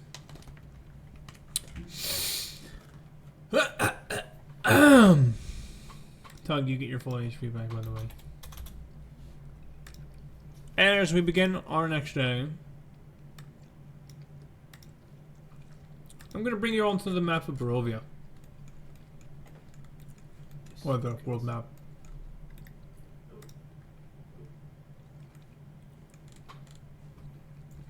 And you guys will be starting at the edge of town. Now, I can let you all take a moment to go back to the mercantile. But I will tell you right now, he only sells adventuring supplies. He doesn't sell weapons. He doesn't sell any type of armor. He doesn't offer anything other than literally just junk and tools. No potions, no scrolls, nothing. But this is going to be a bit interesting of a campaign. You guys will probably be very unfamiliar with this, and this will be me treading new ground as well. But this campaign, I will tell you now, you have to explore. and go do everything. But you won't know what everything is the best way to explain it. It is like, it's one of those games where like, I cannot guide you. I can tell you what is out there, and you all have to just react to it. So you guys spend about 2 hours prepping whatever things you guys think you might need for travel before you head off to begin traveling. You're given a map, this full map, with very basic landmarkings, so you guys can look around and see the various cities. He does tell you that not all cities are recognized, and it's because they're either too small or they're just ruins.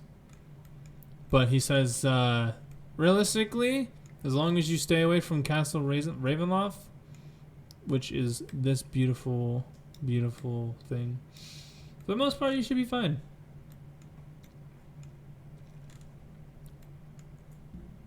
Are these hexes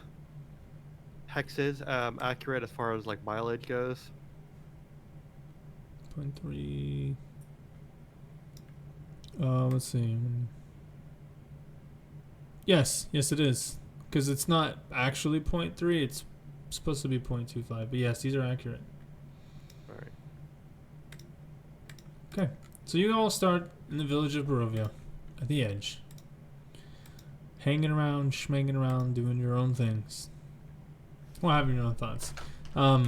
So far, the leads that you were given were that the town of Valakai is to the west. You also heard that there was a river to the south and southwest where some kids went to go play. But other than that, you are in a very unfamiliar world. Does anybody have any idea where you'd like to start? I see on the map that there's a another town not too far away, about 6 mile walk. It looks like. You could always go there and see if things are any different there. I mean, what walk would we could just float down the river? Well, we don't know which direction the river flows yet. We'd have to go look at it. True. I can't swim. Not actually. There's also that. We discussed this, but you were in the fog. My bad. I would actually like to know which direction that river flows, though. So to the river it is, it seems. It's on Don't our walk way. to the river. Let's go. Okay. You want to go straight to the bridge? Sure. Cool. All right, you guys spend about 45 minutes traveling. You guys leave the edge of town, leaving the old, battered town of Barovia behind you in the distance. You come to this beautiful little river. I gotta find a thing for this. Hold on a second.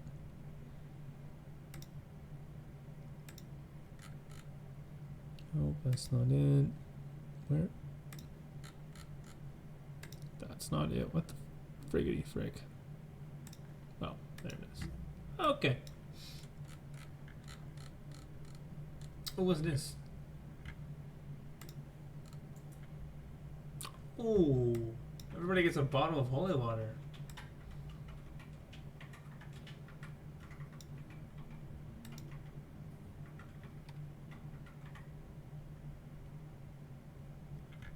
Alright.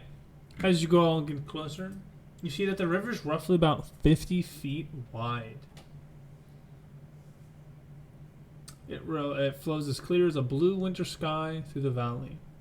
It ranges from about 5 to 10 feet deep, and it looks like this is a very actually well taken care of, probably traveled often kind of bridge. It's not as decrepit as you'd expect. A lot of the stonework seems to be as if it's recently been repaired, like within the past months.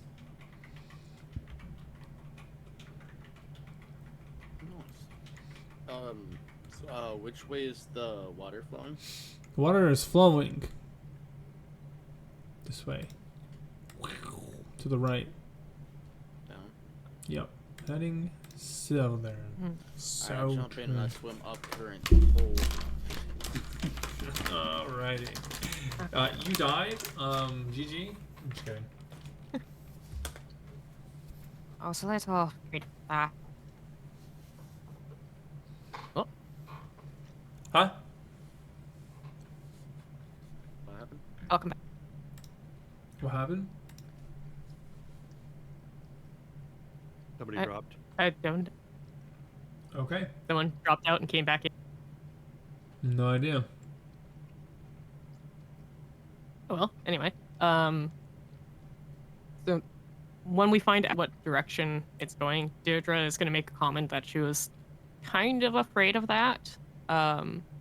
Just because we were told and shown on a map where the castle is, and we saw it from the church and everything.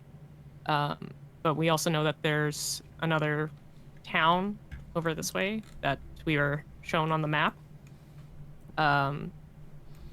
She's gonna point out to the rest of the party that if there's any contamination upriver, that is going to come down into the water that these people have for drinking and washing, etc.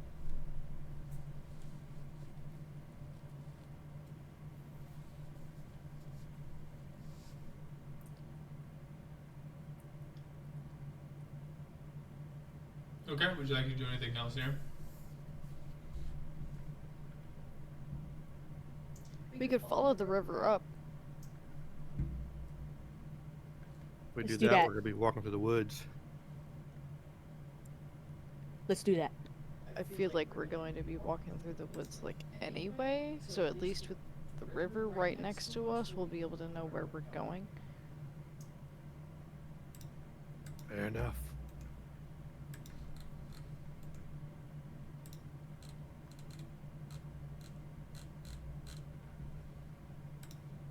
So where are we going?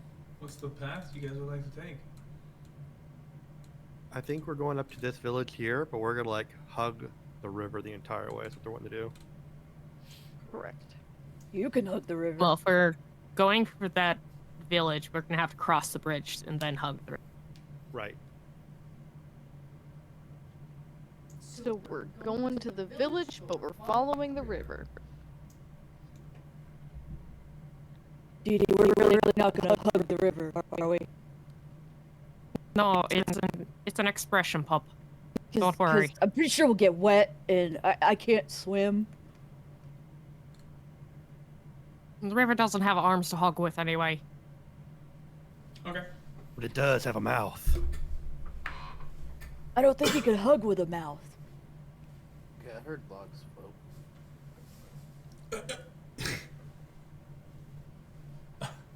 All right.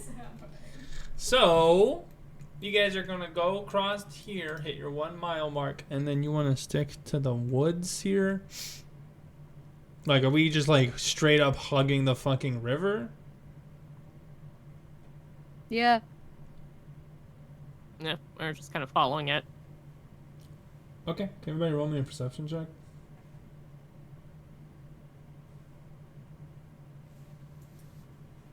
Yes. Yes.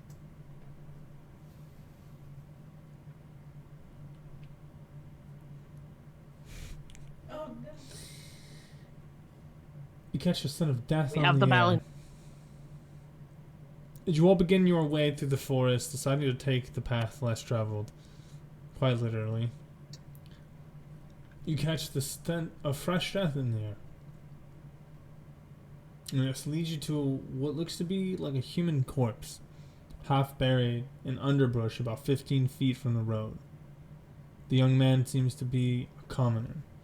His muddy clothes are torn and raked with claw marks. Crows have been at the body, which is surrounded by paw prints.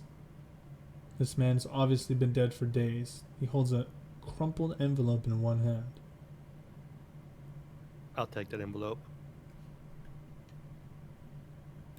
Are you sure you should be touching that? I don't think there's gonna be anybody coming along with looking for it. I'm just saying we get cursed a lot, and I've lost a pinky already. That's why you've got two. On the crumpled envelope, it looks like it's written out to Koyan Indirovich.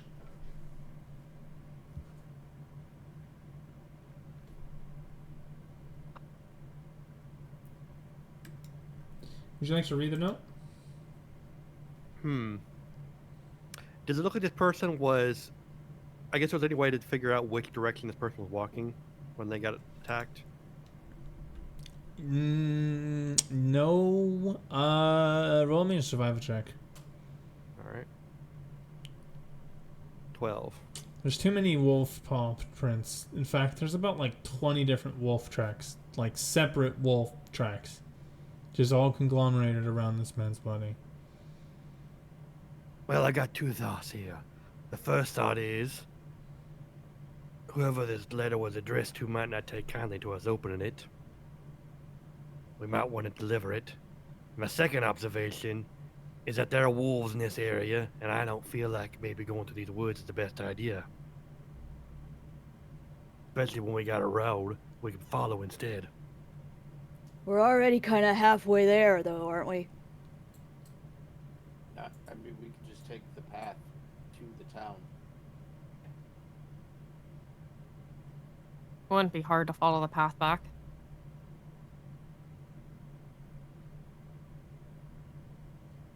Can we just peek inside of the letter? Okay, what does the letter say? Who is this addressed to? Koyan Indirovich.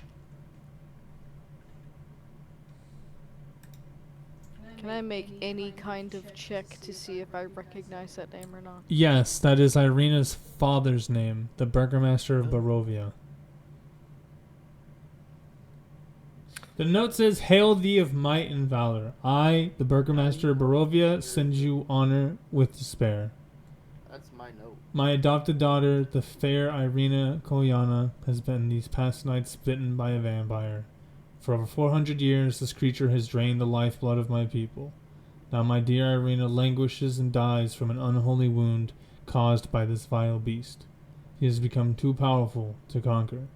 So I say to you, give us up for dead and encircle this land with the symbols of good. Let holy men call upon their power that the devil may be contained within the walls of weeping Barovia. Leave our sorrows to our graves, and save the world from this evil fate of ours. There is much wealth entrapped in this community. Return for your reward after we are all departed for a better life. Goyan Indirovich, Burgomaster." Well, now hold on now. This letter is saying that Irina is a vampire or been bitten by one. I'm so confused. There's a lot fucking going on here. She didn't I seem wonder. like a vampire. Makes Ismark's reaction to us trying to put that other one down make a lot more sense if his sister's already been turned. Is Ismark a vampire? No, but he's probably a fool like that priest was.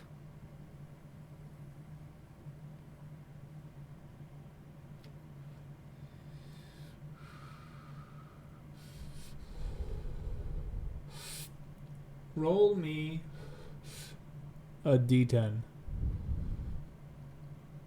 I'm taking whichever one I see first. Or 6. 6. Okay.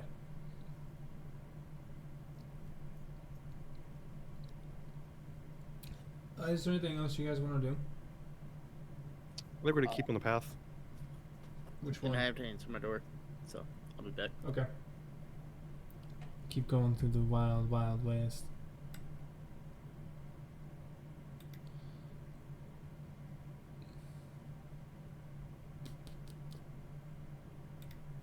Jesus fucking Christ. What'd you look at that? Boom. You find yourself coming across a very familiar road. It's just, you know, the other side. As you guys went through the forest, you realize that a lot of the woods kind of fucking kind of suck. These don't have a lot of fog in them, thankfully. They're not that deep, but there's just a lot of shitty underbrush and bramble. Like there's a lot of flora, but not a lot of fauna. Like there's a lot of plants and dead things, but there's not a lot of creatures. There's no rabbits or bugs flying about.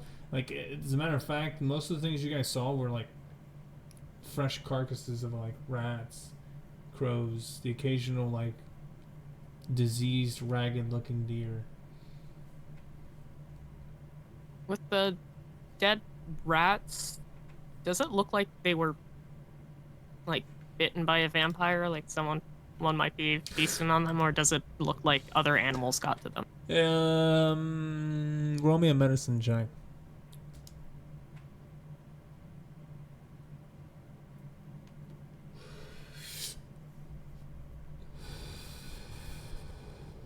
I cannot confirm nor deny, but the thought that maybe a vampire might be using rats as a Capri Sun is definitely lingering in your head.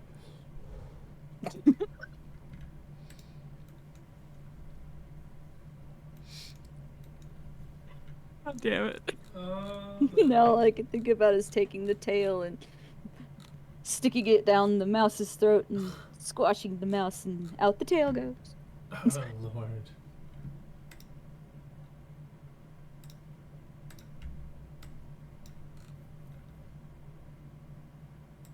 All right. Well, now we know that everything's fucking dying around here.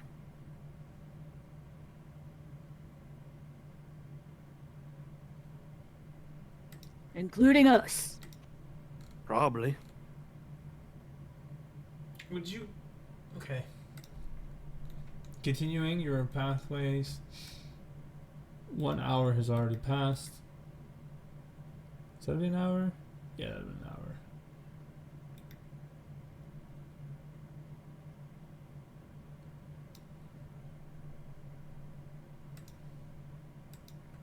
Okay. As you guys continue your ways through, you come to, I guess, what looks to be like a giant river and a lake. Let me make sure I have this correct. I don't want to give you the wrong one.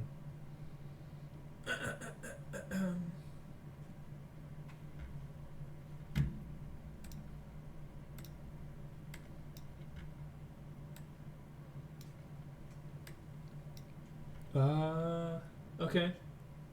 Yeah, okay. So, as you guys come to the edge of the river, or of this lake, you see this beautiful lake in front of you, known as Serpol.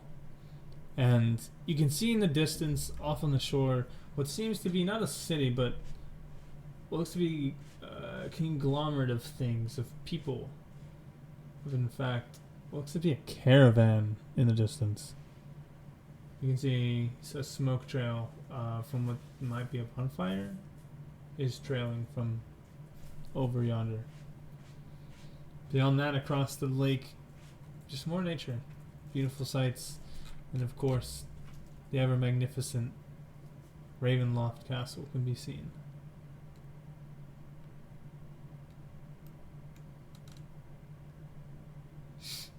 Would you guys like to go to said place? Do it. Sure. Yep.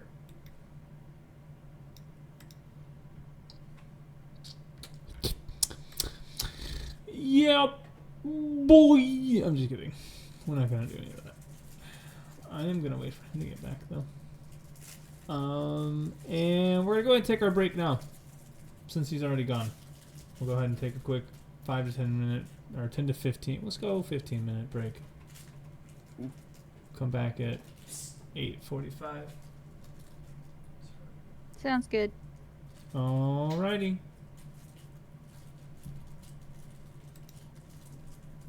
What? Like that was for her. Oh, okay.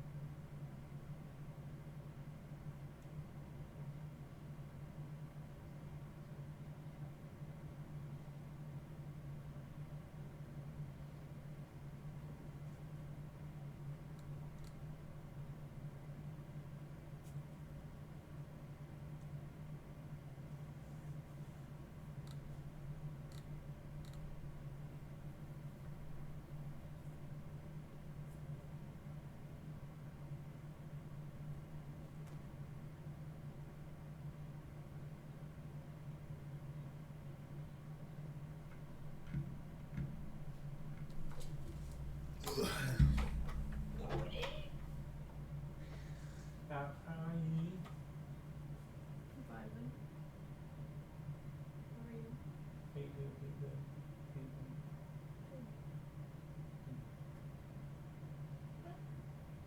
You still feel very tired.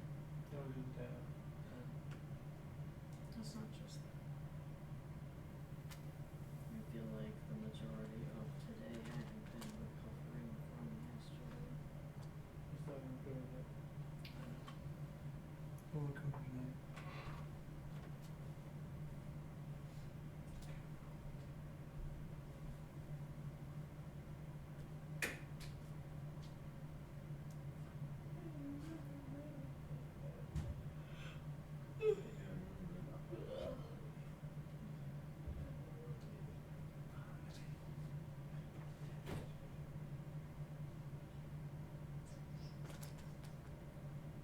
I really want to make like some really yummy food.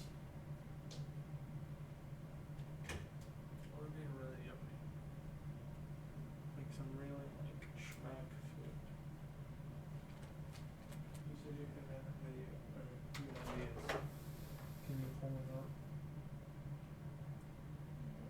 Recipes. Recipes, comfort food recipes. I'm kidding. You could do cracked it. You could do No. spaghetti. You could do. Do you want to do a sub? No. Something we have to do something we haven't done recently because it's getting to the point where I'm like, How about Sorry. sweet and sour chicken? Do you want sweet and sour chicken? no, because you don't like it with rice and it's really hard to get the fucking rice done and it's just the whole process. We have rice. Yes, I know. So you wouldn't even have to worry about rice. It's not good rice. It's so bad and you know it is. You probably don't know what good rice is. Like I said, I'm not a big rice person. Unless it has like a good sauce to help mask the rice, I'm not a big rice person. It just needs to be fried on the pan. That's all. Something I've been wanting lately is like a good chili. Obviously, I don't like beans, so you wouldn't have to worry about that. Yeah, we would make it without it. But I kind I of just don't. There's nothing that I would put chili on because anything that I put chili on, I could probably find something better to put on. It's like hot dogs and burgers. Okay, can you give me a general idea of something you might want for food?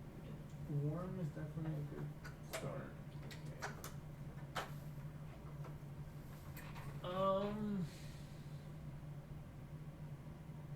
Do you want a pasta?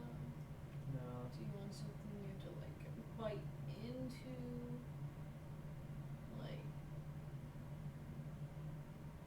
What do you mean? like a burger?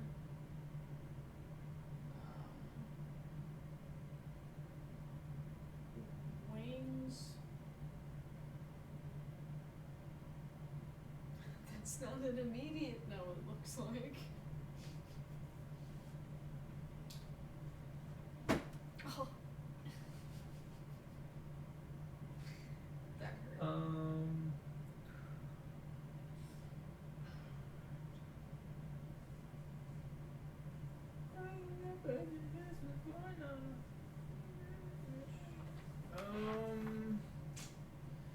Attractive sounds good, but then like, nah, 'cause if we don't get the right chips, it ain't good. Not only that, but it's going to be a while for it to even be done. And we gotta do the dishes to be able to make it. And I think ready's the fucking fuck part.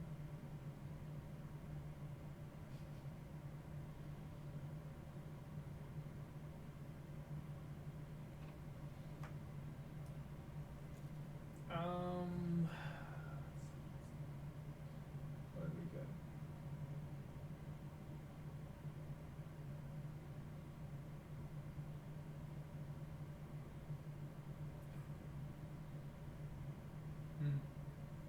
Just Discord call notification thingy.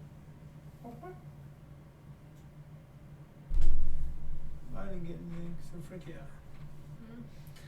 I ain't never did this before, no. Anything, Don't worry about it.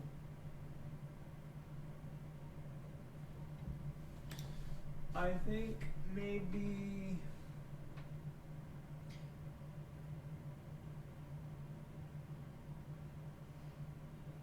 What are you gonna say?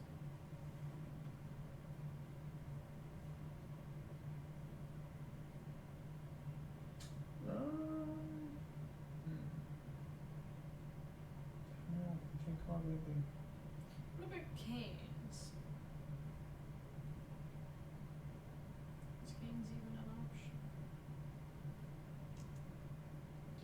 Yeah, you'd have to order like right now. But that's an option.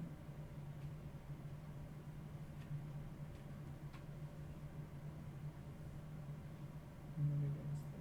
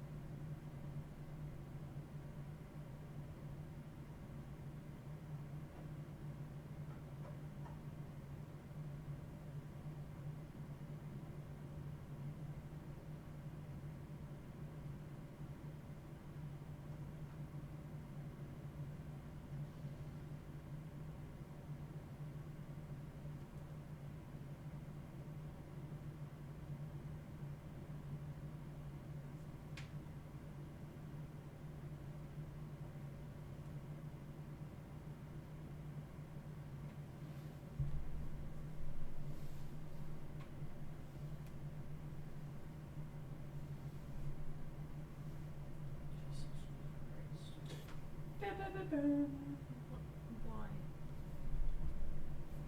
What was that?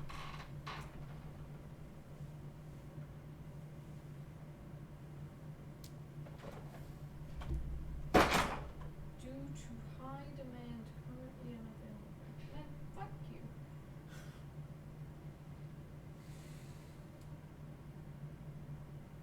What are you doing? What is that? What happened? What happened? I sat on a piece of a rock. It was a piece of square cement on top of a like cement like I don't even know what the fuck you call them. You know how for some reason like parks and shit, you'll have a giant just fucking wall next to you and it's like half your body's height. Yeah. Yeah. I was sitting on one of those. It's like just some ledge to like this business or this fucking park area. And when I went to go sit under it, my finger got pinched underneath it and I didn't realize it. And it literally just took a chunk off my finger. And it hurts because I keep fucking touching shit because it's my pinky Go thing. put a fucking band-aid on it. A Neosporin. We got that shit for a reason.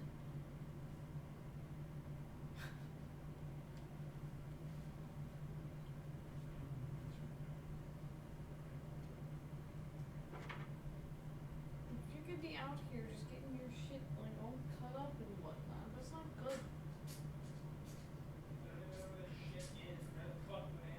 It's in the medicine cabinet. In the medicine cabinet?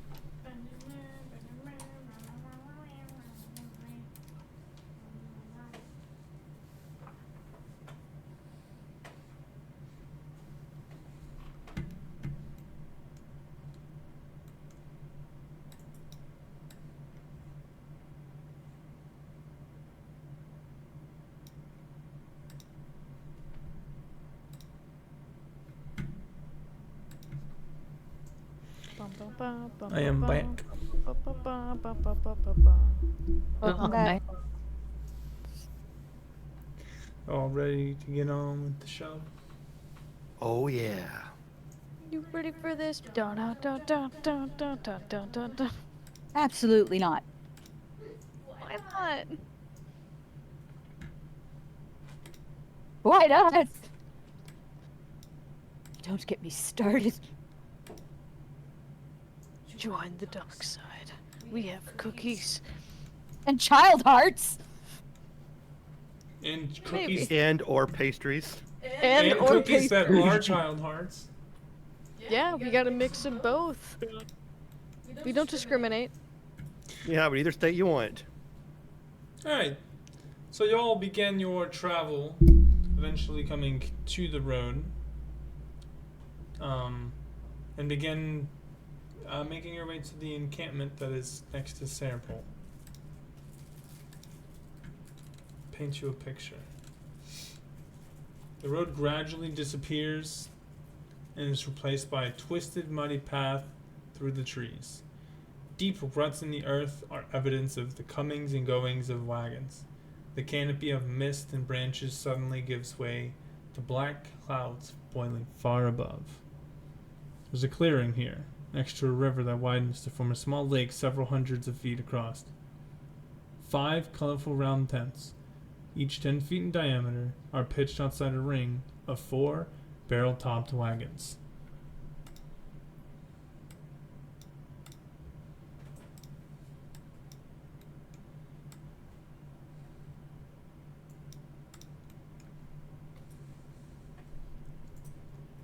A much larger tent stands near the shore of the lake, its sagging form lit from within.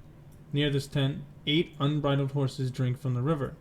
The mournful strains of an accordion clash with the singing of several brightly clad figures around a bonfire. A footpath continues beyond the encampment, meandering north beyond the river and the forest edge. You see these people are having a bit of a celebration. All very, very nicely colored clothing, different shapes and sizes, men and women, some elderly, some young, but there are quite a lot of men here.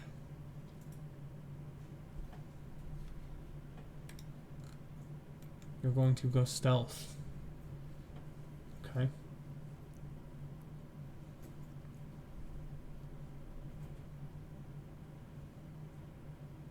You guys want to do anything? I'll step into the camp here, make myself known. As you step out, you Tip see. my hat. Go ahead, actually. Hello, everybody. Just passing on through. Well, hello there! A man with a scruffy beard and almost receding hair comes up to you. He's a little plump, but he's about average height. You can see he's got a nice color to his cheeks. A fair color to his skin as well. What are you doing out in the woods? Don't you know it's a bit dangerous out here? Oh, I see you've got... I see you've got the group together. Ah, wonderful, wonderful. We are just sitting here having ourselves a bit of a festival, a bit of enjoyment of the night. Would you care to come join us? All of you. We could be friends. I'll just cast a glance back at my companions. See how they feel. Deirdre is just solid on the spot, not moving, arms crossed. You're all Got travelers. the alcohol? Of course. We have wine, we have wonderful food, we have all kinds of desserts, sweets, anything that you could ask for. If I definitely don't want no sweets. I don't know what's. We've got some of the best salted meats you could even ask for. And we found some of the best game around here. It has been quite hard to get our hands on, but I'm sure travelers as yourselves could could probably enjoy a nice home cooked meal, no? When's the last time you had a nice day and just relaxed? Not since we came What in kind this of game? place. Oh, it's a beautiful wolf, actually. The large white one. With a mighty beast, but I promise you, the cut of that meat on that creature is magnificent. You want us to eat a dog? Well, no, it is a wild creature. Not canine, but a bit of how you say, a wild creature. It's like eating a deer, except for this one tries to eat your face. I'll just take some alcohol, thanks. Oh. But that makes at least two of you. Come, all of you.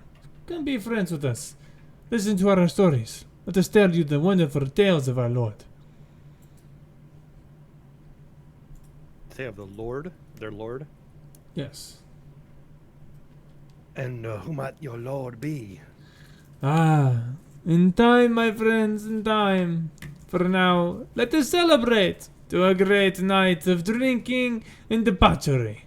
And he heads back to the jammering group that is surrounded the bonfire, who are all passing around a couple gourds of wine. Someone's strumming along on a lute. Someone's going at it at the accordion. It sounds awful, but like you get the gist, right? They're also fairly drunk. Have I seen people like them before?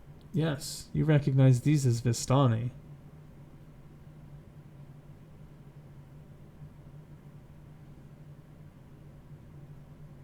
Do you know who the Vistani are? I feel like somebody's mentioned them already. Remember the Vistani, actually. They are a type of people. Anyway, as you're all meandering about, not really sure what to do, a woman comes up directly to you, Deirdre. You. It was fated that you would visit our humble camp. Madam Eva foretold your coming. She awaits you. And I you- will be right back. Sorry, I've got a bloody mess to deal with. Okay. Kept telling Tug to throw those hearts away. Oh, dear lordy. And then the woman will point towards the tent. Who did you say that she came up to? My earbuds were acting. She walked up to the group, but she pointed at you. Oh, okay.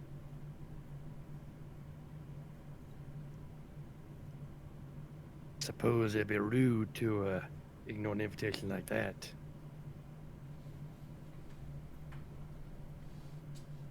You see that the group, couple of kids start to come out, and they are also enjoying the music and the festivities. You guys want to take a second? I feel like you guys should know that these people are the Vistani. Do you know who the Vistani are? I don't know, that's something we can make a check for to see if we know anything about them, like history or... You don't know who these people are. They are We don't, from... okay. You've never heard this name before. Ain't no people I've ever heard of.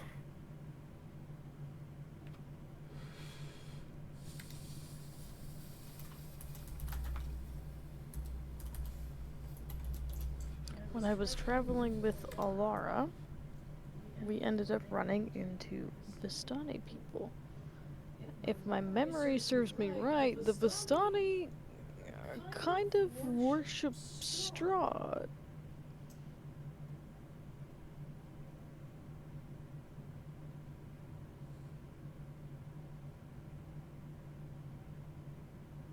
The feeling Why that am was I not the case surprised? when they mentioned they had a lord.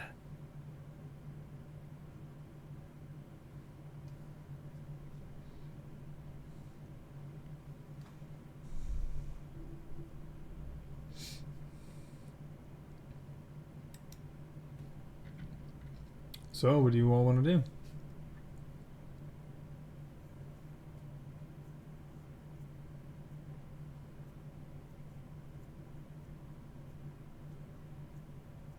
I say we entertain them, but let's avoid getting too familiar and avoid too much drink.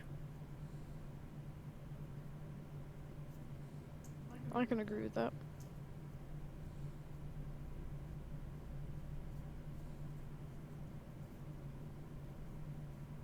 I'll just keep an eye on you. I think I'll stay back here though.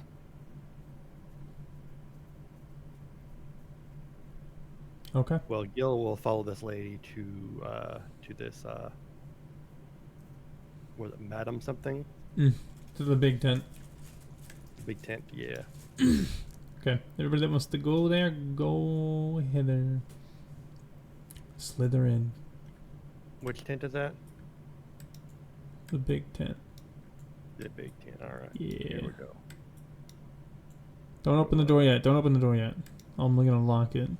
All right. I'll let her get dressed. Jesus.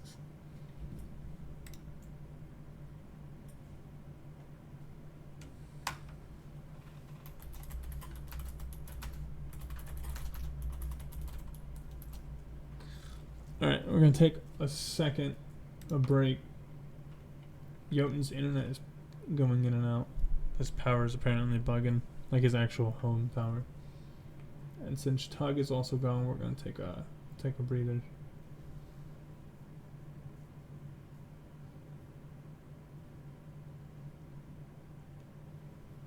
You need to get some of that good quality free internet. Dear God, if only.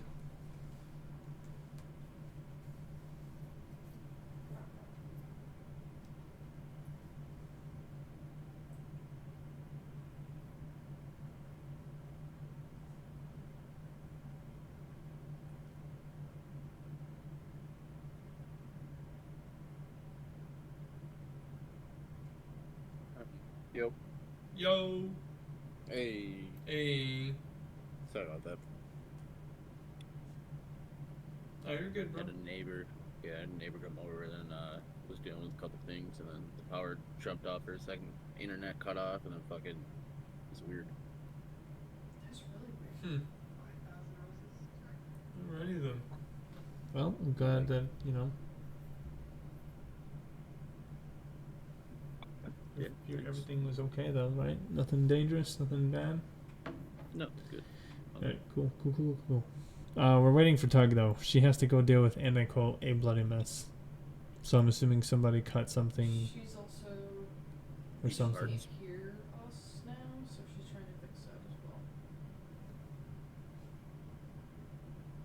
In I general, thought that was Jack? funny. Fuck you guys. Hold on. Sorry, I don't know. Oh. Sasha can't hear us. Jesus. Damn. What a session. Yeah. Technical Oh my issue God. after technical issue. Holy shit. Jeez. I'm currently not allowing sounds. You're not allowing sounds? I'm assuming that's what's going on with her computer. Oh Not, no. She's not entertaining new sounds. Spanish. It's fair. Oh dear, thank God. I don't claim any of that bad technical juju over here. Fuck that. No thank you.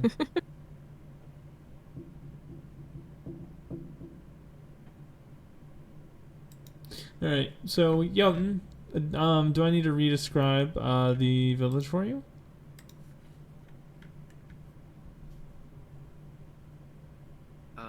Yes, please. Okay. The road gradually disappears and is replaced by a twisted, muddy path through the trees. Deep ruts in the earth are evidence of the comings and going of wagons. The canopy of mist and branches suddenly gives way to black clouds boiling far above. There's a clearing here, next to a river that widens to form a small lake several hundred feet across. 5 colorful round tents, each 10 feet in diameter, are pitched outside a ring of 4 barrel-topped wagons. A much larger tent stands near the shore of the lake, its sagging form lit within. Near this tent, 8 unbridled horses drink from the river. The mournful strains of an accordion clash with the stringing of several brightly clad figures around a bonfire. A footpath continues beyond this encampment, meandering north between the river and the forest edge. So far, you all were invited to come drink and talk with these people, and the person who spoke to the group said that they should come drink and listen to stories and talk with them and just have a good time and celebrate with them. And then afterwards, Mugwort said that she knew about the Vistani people. And if you want to go ahead and tell them what you knew, you can. I knew that from the travels I had with Alara was the fact that the Vistani people follow Strahd. Oh, great.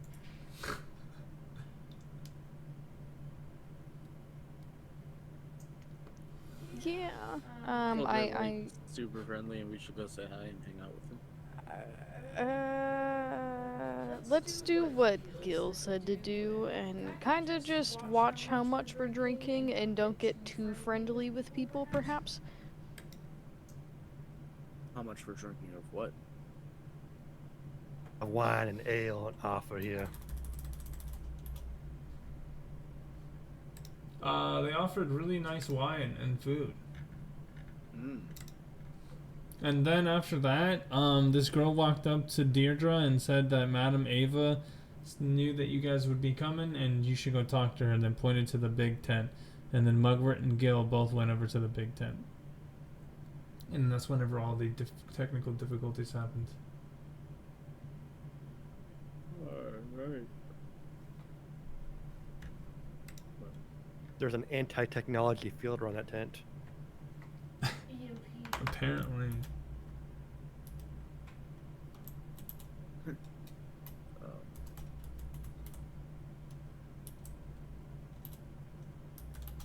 Pretty much anybody who wants to hear this, or anybody who wants to get their, like, fortune read or something, go to the big tent.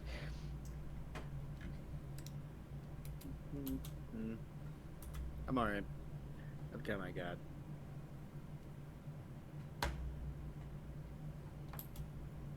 Anybody else going to the tent?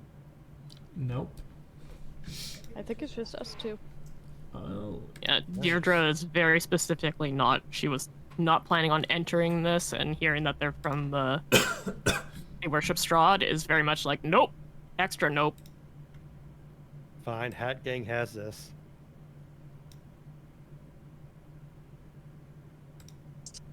God damn it. Oh, Tug said that one of their kids got hurt. Oh no.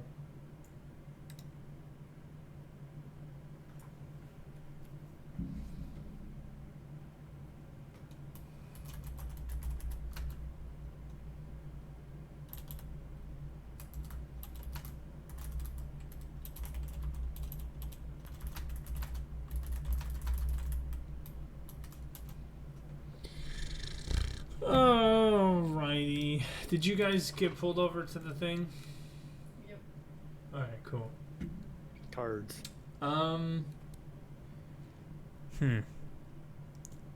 Interesting.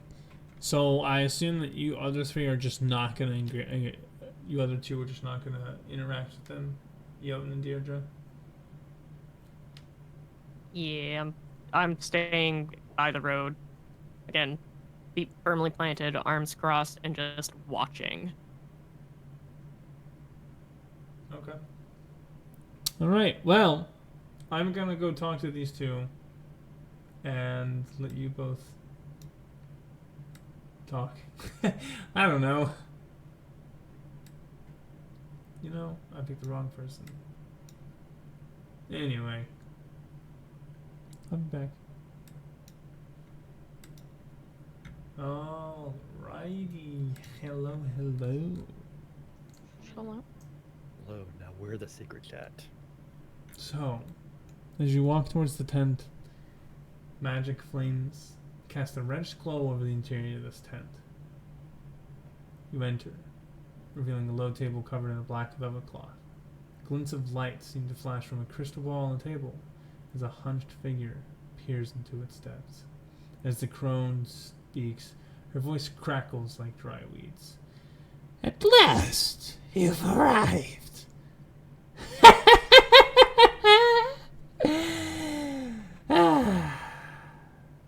Mugwort and Gil, my Afarivka. You slayed that creature very nicely. How did that zombified beholder hold up? Didn't last very long once we started putting some hurt on it. Indeed. Your shots are very well placed, Gil. You're a marksman, true. Yes, you can say it's in my blood. And Mugwort, that way you defiled that ghoul. Vicious. Who are you? How do you know who I am? How do you know who he is? What is this? I know everything, my dear. I am Madam Ava. Do not worry. Just sit. It is your fortune that you seek, is it not? Sure. All right, I'll sit down. Alright. So you then sit.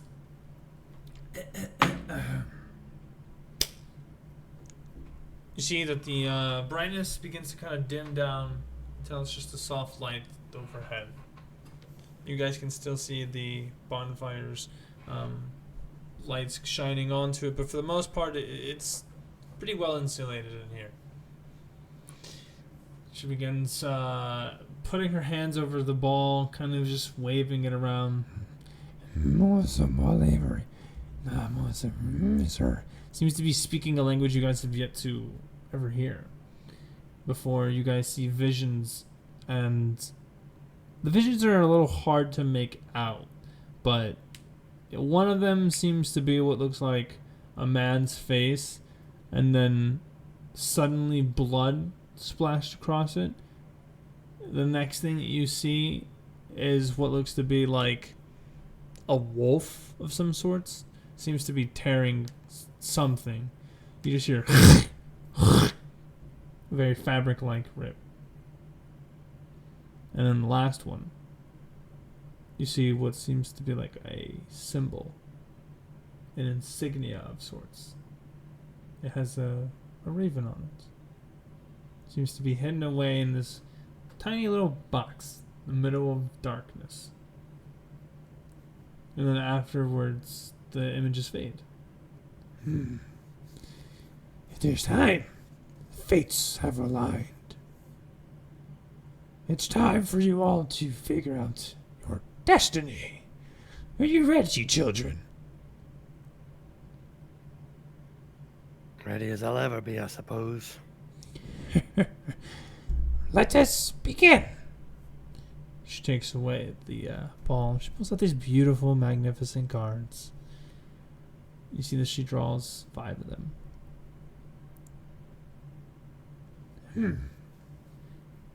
Where to start? So, a fortune. What does it mean to you?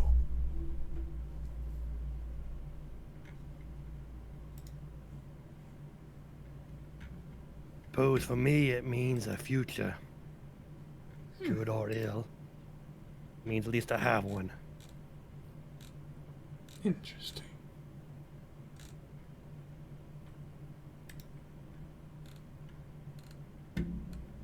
And for you? For me? Yes. Getting my fortune read is like watching my past, present, and future all in one, learning things that I needed to learn a long time ago. Very, very wise of you. Then let us proceed. She taps on the first card.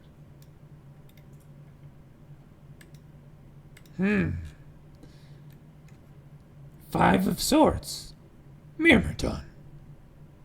You see as she grabs it and she shows it to you both, her eyes, for just a moment, glaze over black. Look for a den of wolves in the hills overlooking a mountain lake. The treasure belongs to to Mother Night. And she places it down on the ground. She taps on the second card. Oh! 7 of stars. Illusionist. Again, her eyes. A man is not what he seems. He comes here in a carnival wagon. Therein lies what you seek.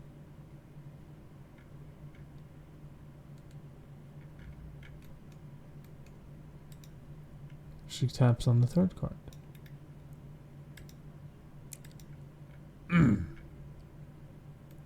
3, I see. The Master of Coins, the Rogue. I see a nest of ravens. There! You will find the prize. Interesting. The fates have quite a journey for you ahead. Are you ready to embark?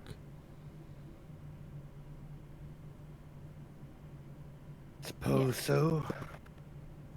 Then keep yourselves true, for this land is wicked, and cares for no man. No faith, no power, rules above his. He is a merciless lord, but he still be somewhat, as you call, human.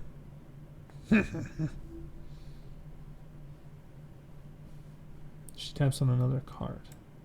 The fourth card. Marionette. Interesting.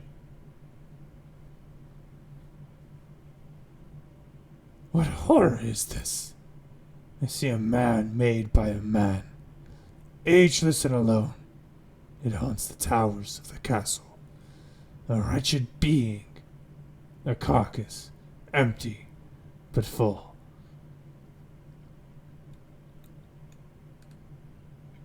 And then the very last card. See this one? She flips it almost immediately. Flipping the rest of the cards in one swift action. Oh. Dark Lord. He lurks in the depths of darkness. In the one place to which he must return. Very interesting. It seems that you are fated to come closer to that, which is a god than you may expect. Very, very interesting. And with the keen eyes you have, who knows the secrets you may uncover? But only in time will they be told, as this tale.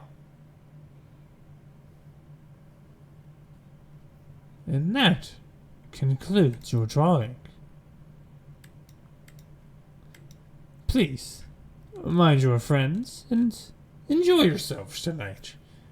Try not to get too chummy with the locals, though. But do keep yourselves close.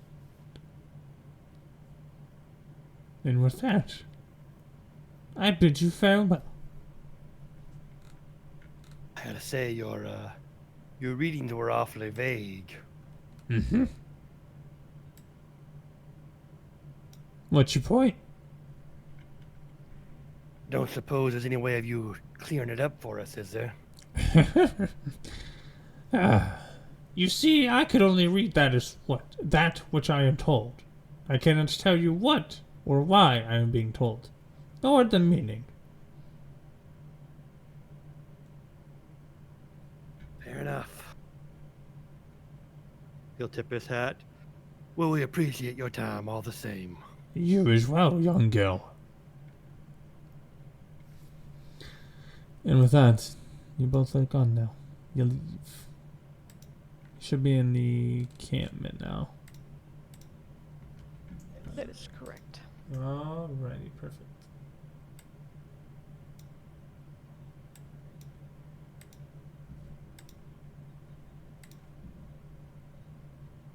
we also lose Jotun? That's what I'm assuming. Yeah, it looks like it. All right. Okay, so, yeah. Moments later, I mean, like, probably like a couple minutes later, Margaret and Go come back to the group, and that's gonna be where we're gonna end it tonight. Oh, you're back. Back at it again. Are you back? I don't know, dude.